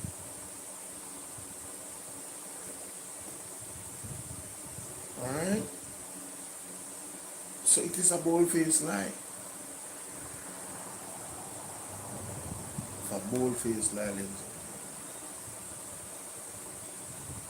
Monster. I'm not even gonna spend a long time for that. You guys need to go and watch that episode with Mr. Wayne Monson. It's called Floyd Green Testified to Police Triple Murder. Right? 2 live streams. So here Andrew now talking about the economy. Well, this guy is incredible. St. Elizabeth Infirmary. To repair an infirmary, you just tool cup building with 270 million, but now you people 75 million thousand to put up something. Where you know, spend so much money for repair the little infirmary when you look at all people them there. It don't need so much money to keep them at keep that. 270 million for repair one infirmary. Felicia Green, what's up? So what can go so? Yo, I'm telling you, man. Trust me, Felicia. Trust me. Man. Keep them at keep that. I did not so know much, this. 75 million.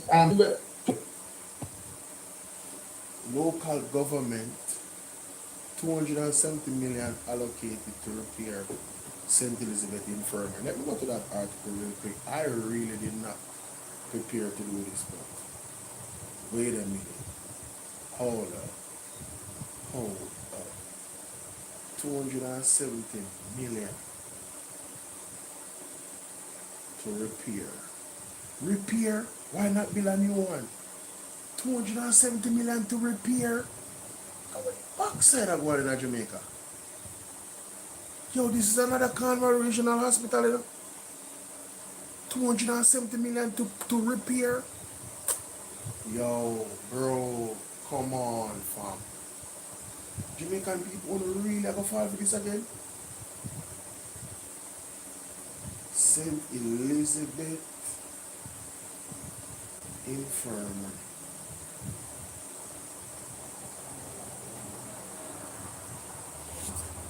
See it there? See it there, people? See it there? See it there?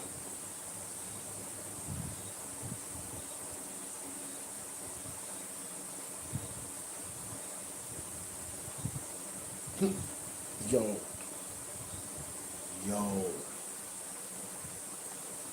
Where is my...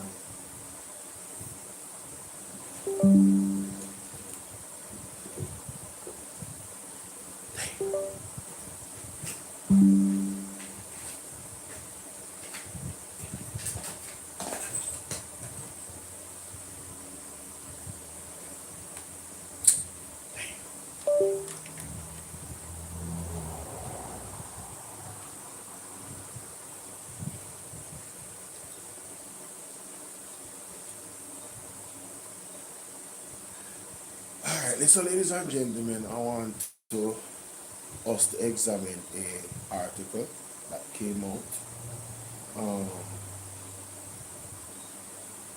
in the JIS, on the JIS website. Can't get more official than that. Put on your thinking caps, ladies and gentlemen, alright? Please. Let's put on your thinking caps on this one, okay? Let's examine this out. I am going to have it read aloud. So this was January 23rd, 2026. That was 3 days ago. Today is January 26th, 2026. Wow, January 26, 2026. Very interesting. 26 and 26. This should be a monumental. This should be a monumental day. Yes. Alright, so let's get into this article, ladies and gentlemen. Alright. Remember to like and share the video. And don't keep it to yourself, okay? And let's read aloud. And so you guys can see what's going on at the same time. Let's go. Okoye Henry, January 23rd, 2026. Listen, local government. $270 million allocated to repair St. Elizabeth Infirmary. A major allocation of $270 million is in place to fully repair the hurricane-battered St. Elizabeth Infirmary in Santa Cruz over the next 5 months as the government moves to restore comfort and safety for the facility's 46 vulnerable residents. Minister of Local Government and Community Development, Honorable Desmond McKenzie, told journalists that approximately $250 million has been allocated for repair works at the institution, in addition to some $17 million already spent. The funding will address damage to the kitchen, laundry, sections of the male ward and staff quarters, among other areas at the infirmary that suffered extensive damage by Hurricane Melissa last October. The rehabilitation is to be done in phases, said Mr. McKenzie, who visited the infirmary on Thursday, January 22nd, to assess the work in progress and meet with staff. He said the first phase of the project has already been completed and focused on stabilizing the facility. This included a cleanup exercise, the removal of hurricane debris, leveling of the grounds, repairs to the roof, and securing the perimeter fence. Mr. McKenzie said this initial work successfully restored the compound to a usable state. The second phase is putting up the retaining wall that is well in progress, and the third phase will commence in short order, with specific instructions that the third phase be completed by March of this year. And then we go to the other phases of the work that are to be undertaken, the minister outlined. Mr. McKenzie indicated that the facility's restoration is a coordinated effort by the Ministry of Local Government, the Municipal Corporation, the National Solid Waste Management Authority, the Social Development Commission, and the Poor Relief Department. He stated that the St. Elizabeth Infirmary is among several facilities across the country that are badly in need of rehabilitation. In fact, he pointed out that it will cost approximately $1.2 billion to repair all the infirmaries, many of which are over a century old. The minister pointed to ongoing work at some facilities, including the construction of a new infirmary in Trelawney and repairs to a damaged ward at the Westmoreland Infirmary. Within this whole question of reconstruction to deal with the critical areas such as our markets, that is one of real concern because we have seen devastation to the markets in Black River in St. Elizabeth, Savannah-Lamar in Westmoreland, and the Charles Gordon Market in St. James. So, we're looking at a hefty bill in terms of what it is going to cost to rebuild, Mr. McKenzie explained.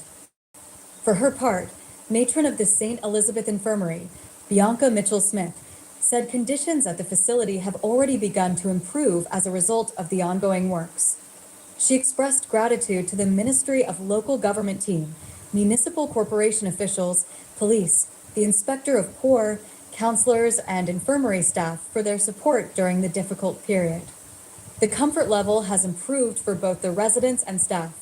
Residents can walk more freely and staff are able to care for them better as well, Mrs. Mitchell-Smith said. Last updated, January 23rd, 2026. Previous allocated to repair St. Elizabeth Infirmary. To repair an infirmary, you just two building with 270 million, but tonight you people 75 million thousand to put up something. Where you have spend so much money for repair the little infirmary, look at all people there. It don't need so much money to teach them a teeth that. Teach them a teeth that. Yeah man. The guy take Jamaicans for food and you have some little either coming up and down. Because what him doing now? He want to stop them in politics and play the war online. So him cut the ribbon them to trick people all the while. Yeah? Now play something with an edge on the teeth, you know. When you hear this guy talk about independent, economical independent, listen, Andrew, if you go away, it names self-reliance. Get you rely on yourself, that means you have economical independence. So him though, he want to use the word self-reliance, you know. Yeah? He might tell them we have economical independence from the youth. Let me show you why he might talk bullshit. Look at it. Let me draw a peep right now. Look at it. Of diplomacy. It's a new era of geopolitics. The old era, which some people are still stuck in, and how they... So, when you talk to a guy, that Andrew Owens, at times he stop with the shit. He might talk to you, and he might come out with the idea, he might tell about the owl and the PMP, back turkey, him fuck off. He's a piece of shit. So I'm try going in your head and tell him fuck you when right now at the worst time Jamaica ever seen in history. Facts. The guy got about 6.7 billion that never happened in the history of Jamaica. That alone tell him the economy no good. And I like you have a hurricane. And you could have bounced back and rally past something because it's good. That's the situation when they tell us about the reserve. It don't make no sense neither. Him run down the country. Him not nothing. See? Be a shit him talk. Yeah.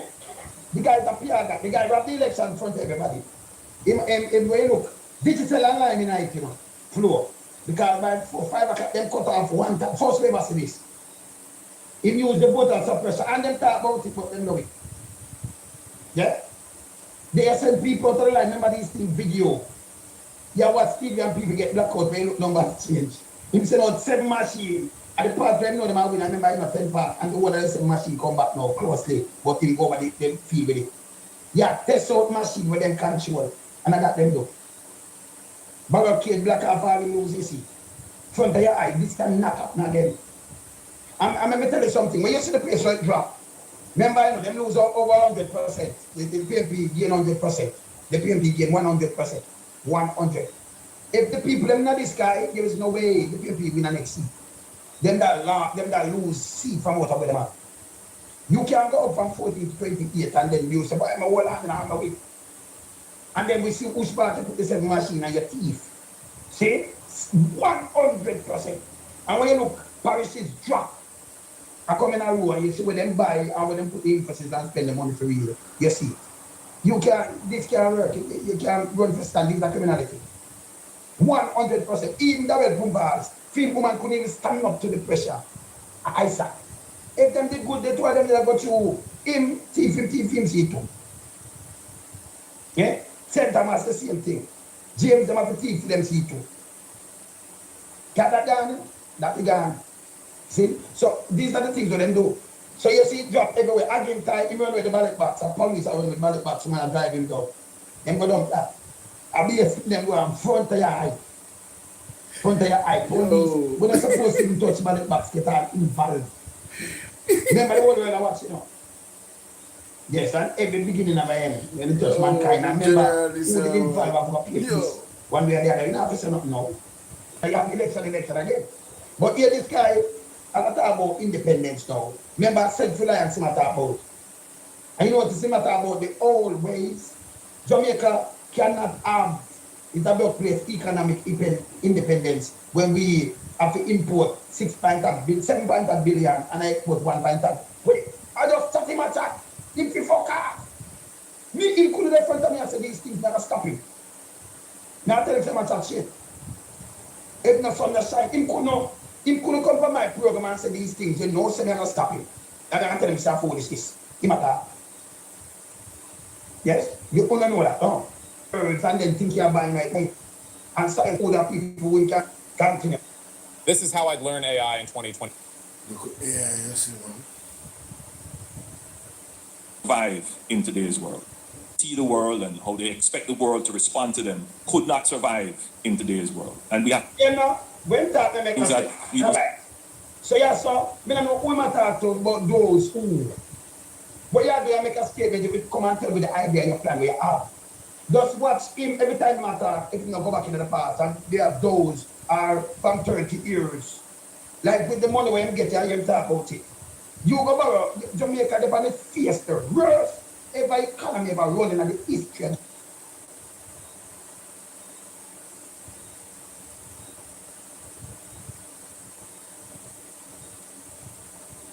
me just find Andrew.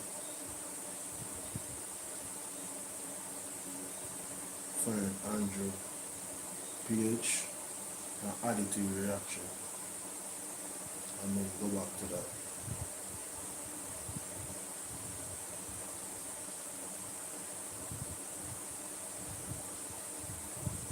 See that?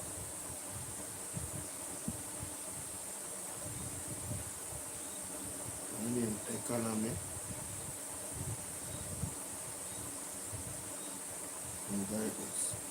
This is a new Yeah, man, it's 2 minutes. Alright, let me hear what I say. I'm going to just go to it and hear what I say. And then come back.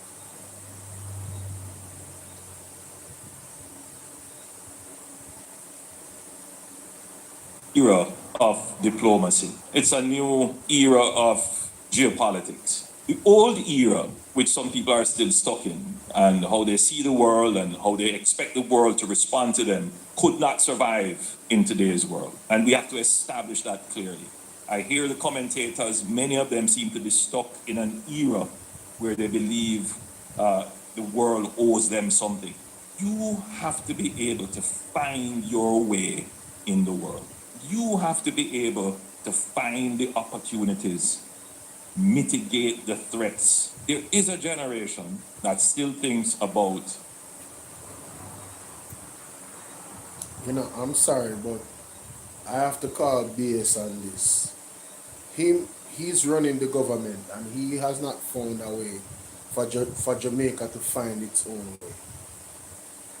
Jamaica is not an independent state. Jamaica is not a sovereign state. It's not an independent state. We're not economically sound.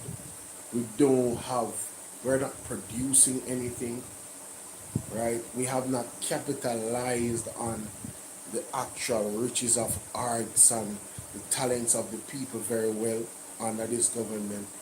So, who is really stuck in the past? His government does not exercise the things that he's talking about. He's not leading in that example. You must find your way.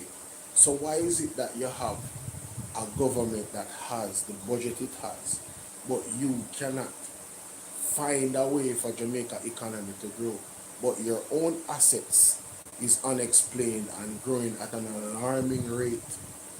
Make that make sense? Why can't you correlate, as Damien Crawford said, why can't you transcend that talent you have in growing your own finances and use that talent to grow the Jamaican economy? Why we can't see that? And then good morning, how you doing, Empress Norma? And then you want to tell us about how, you know, we have to change our thinking. Well, have you demonstrated a strategy for Jamaica to actually capitalize on your advanced level of thinking? You're the one that has been charged with using the resources for that same benefit. So why haven't you brought us, the people of Jamaica, prosperity? You actually owe us something because you promised things, and that's why people voted for you. So you actually owe us something. And in terms of the world definitely owes us something, given our history. UK, England owes us something. They benefited tremendously off the backs of our ancestors. Just in case you didn't know, they do owe us something. So I call bullshit on that. Let's continue. Political independence. What I'm struggling for is Jamaica's economic independence. You can talk all you want about your political independence. At some point, you have to be able to back it up with your economic independence. So, Professor Young, thank you for that, again, well-written treatise. Every country has to play for their interests, and sometimes. But, I mean, none of these arguments are supported by Andrew Onassis' action as a government.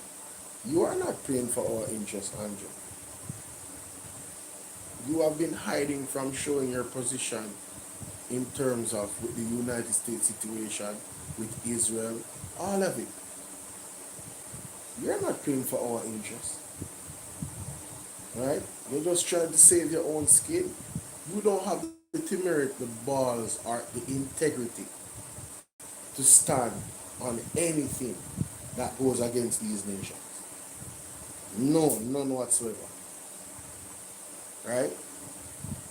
You're shivering in your boots because you have relations with China, and USA is breathing down your neck. So what you're talking about economic?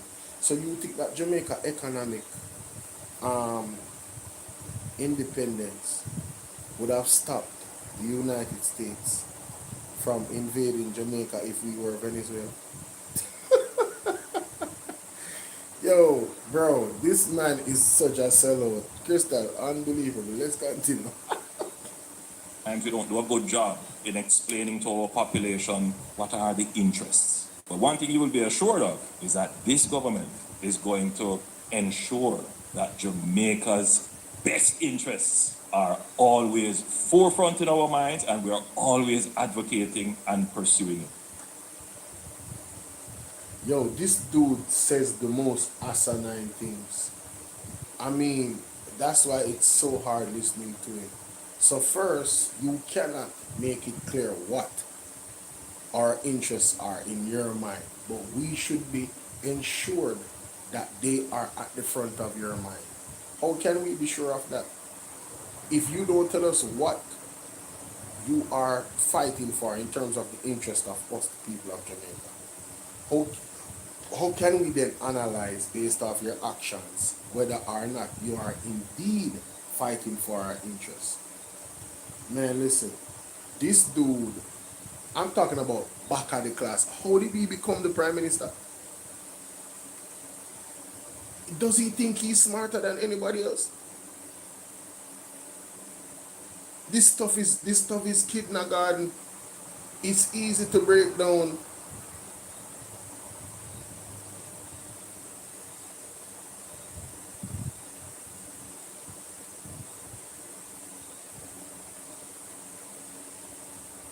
It's actually easy to break down. Very, very easy to break down. It's a shame, actually. Let's play that back. Let's play the nonsense back. Listen to this. Because it burned one JLP a while ago, then just run out. Listen to this. Let me play it again. Job in explaining to our population what are the interests. It is every country has to play for their interests, and sometimes we don't do a good job in explaining to our population what are the interests. But one thing you will be assured of is that this government is going to ensure that Jamaica's best interests are always forefront in our minds, and we are always advocating and pursuing it. Which means that we must always have access, and we must always be at the table. It's not always going to go our way, but we must always have access. We must always be able at some way, some level, to have the proper exercise of statecraft to exert influence through various forms of power. Even small countries have power. Some people just don't understand the new statecraft as to how you exert that and how you use that.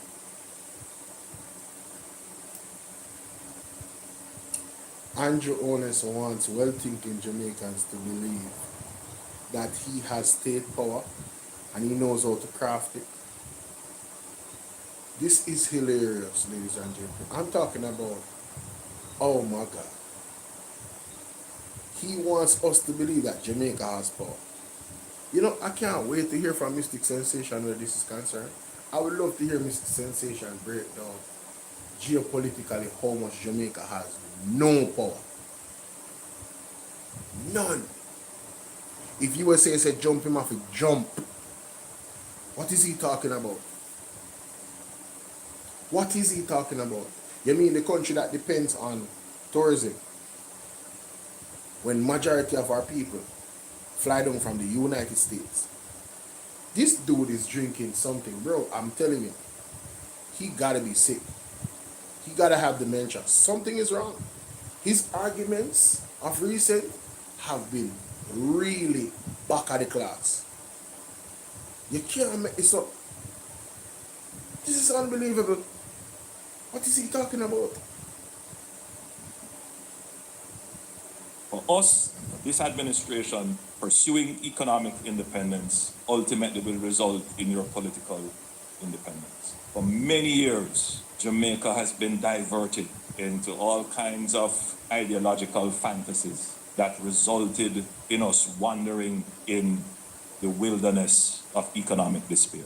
We will not do that again. So when we are faced with these challenges, we are not afraid to go on the international stage, to ensure we have access so that we can speak with credibility, because we have demonstrated that we are a responsible country with strong institutions. And so the result of that is that we were able to secure $6.7 billion in financing. Ladies and gentlemen, this man is making an argument and crediting and praising his administration because they were able to get loans which have to be paid back. And he talks about Jamaica's economic independence. That is independent. When you have to be borrowing money, yo, listen. Yo, what? His argument is surrounding access. Man, you can't make this up, bro. You cannot make this up. Yo, let me know what y'all think about that, man. I'm done. Listen, when it comes down to this, do you guys think $270 million is like for repairs? You're telling me $270 million cannot build a new infirmary? I never said $27 million, no, ladies and gentlemen. I said $270 million. That's all I have to ask you. And it should be interesting to see the audits of this, where procurement is concerned, and that data. And I'm calling on the Auditor General to look into this. 270 million to restore the facility. 270 million. 270 million. Listen, is this another Corner Regional Hospital? Is it possible? Is it possible?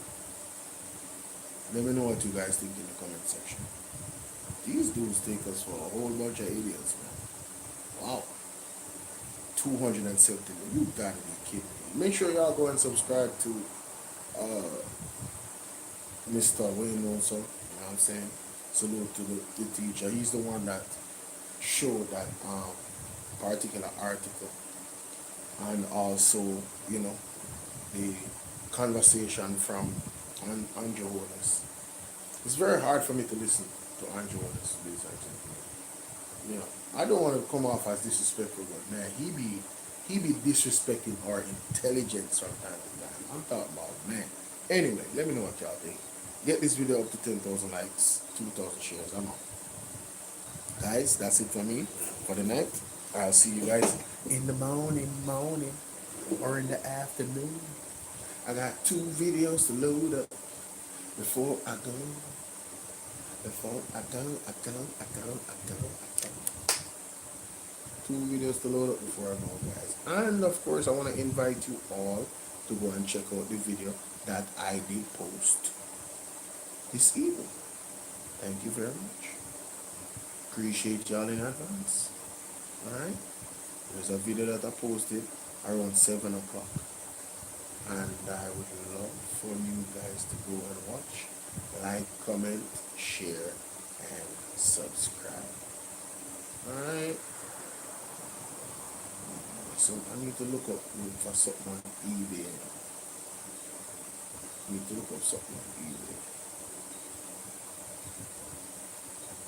Alright, my peeps. God bless you. See you guys later. This person was seeking attention. Every day you get up and dip on JLP case. LOL, PMP now returns, so cry more.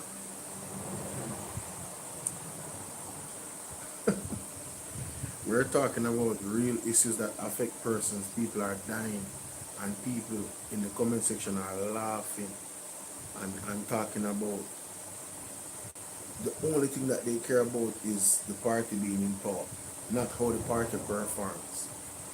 These people are traitors, you know. Maureen, calm down.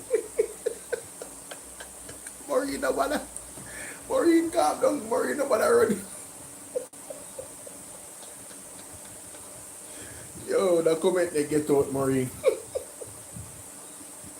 Maureen, calm down, Maureen. Don't nobody let them get to with that, Maureen. Calm down, yeah. Don't let them get to with that, Maureen. Don't waste people here. Don't let them get to waste people there. Them not bring no value to society that make comments like that. Them not bring no value. And that with no apology, I'm telling you, they bring no value to our society. None.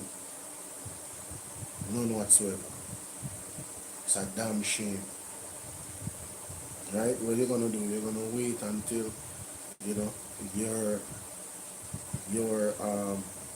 your mother, your father, your sister, your brother, your uncle is the one that is in the situation based off the mismanagement of the government, and then what?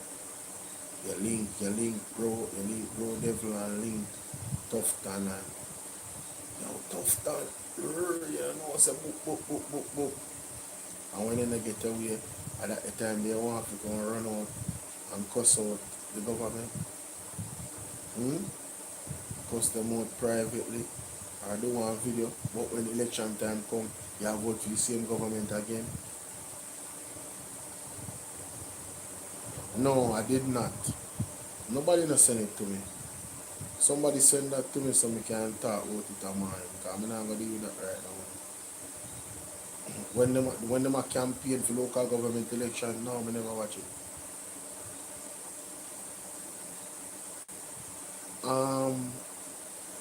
You know, I'm not going to talk about the Governor General because really and truly, they have given Andrew Honest the keys. The Governor General will never come out and speak against Andrew Honest. Andrew Honest is a Privy Council member, and the Governor serves the King, and the King is the head of the Privy Council.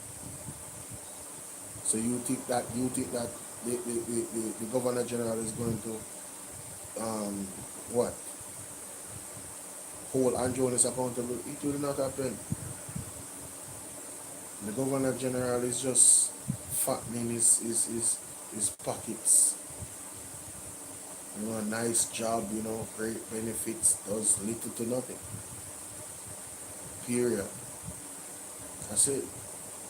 Whole heap of benefits, does little to nothing.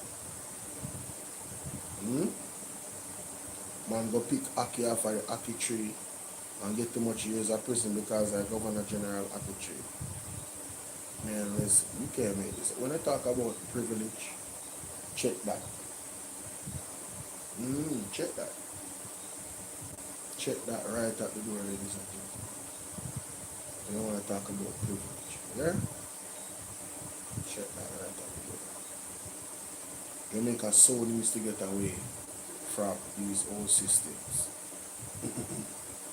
and these old monarchs and all of these things. We so need to get away from it. But when you have people that voluntarily become members of the old system while being the prime minister, then how do we really as leadership, or do they really as leadership want to move away from the English system? No, they don't. When they propose their proposal for the constitutional reform, their intentions were very, very clear, ladies and gentlemen. They wanted to phase out the English system. They didn't want to remove the final court, and it caused a big, big issue with Mark Golding, and rightfully so. That's why when people say that Mark Golding and the PNP is not doing anything, and they're not doing enough, and they're not fighting, y'all need to really check that at the door, bro. I'm gonna constantly press y'all about that. Alright, because what they did with the NIDS, that was huge. You hear what I said? You guys don't understand the gravity of that, but that was huge. What they did with the what do you call it? Oh my goodness. You have the NIDS, and then you have, yes, the lockdowns, the SOEs, the state of emergencies. What they did to challenge that? Monumental.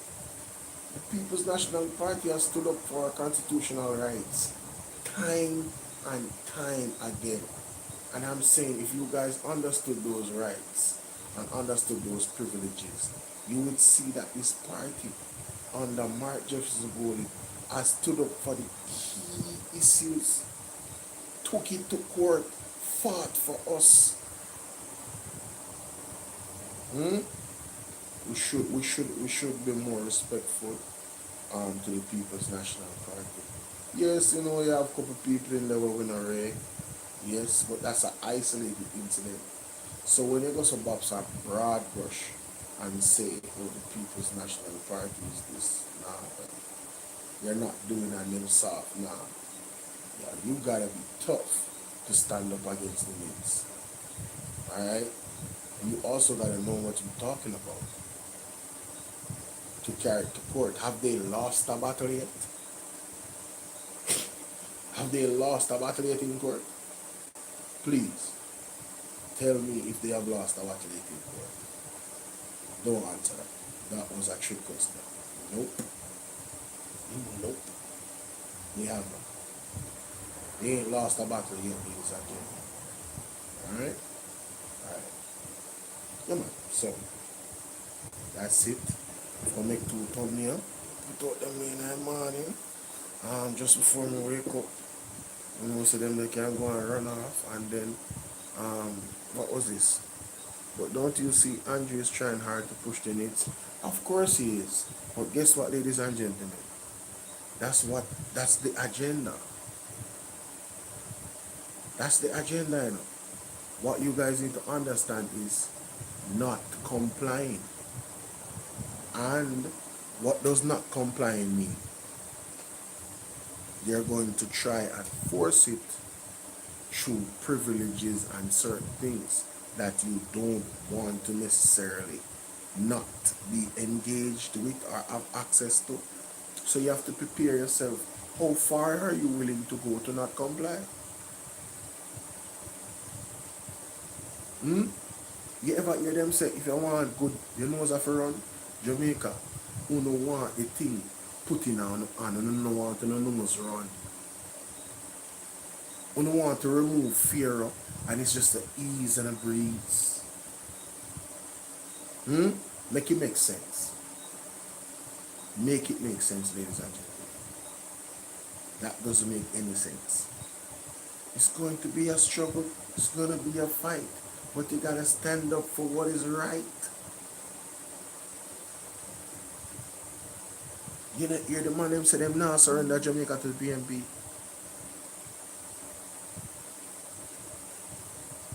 That means they are prepared for a war. You know, hear Andrew want to say, he might go fight and he might go war if a war.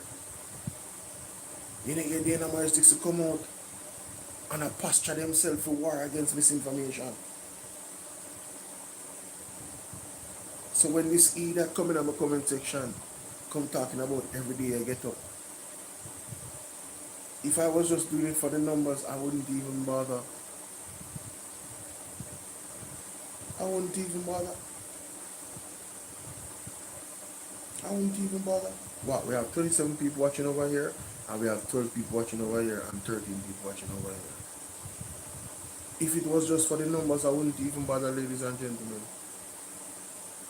If it was for the money in terms of you guys sending gifts on TikTok, or you guys sending cash up on YouTube or PayPal, I wouldn't do it. Sometimes I don't even bother to mention those things because, you know, Nightbot is already doing it. It's in the comment section. The link is pinned. It's right there in your face. So if you wanted to show appreciation, right, through the Cash App or the PayPal, you would. You would. But you did, so I guess you don't want to. And I move on.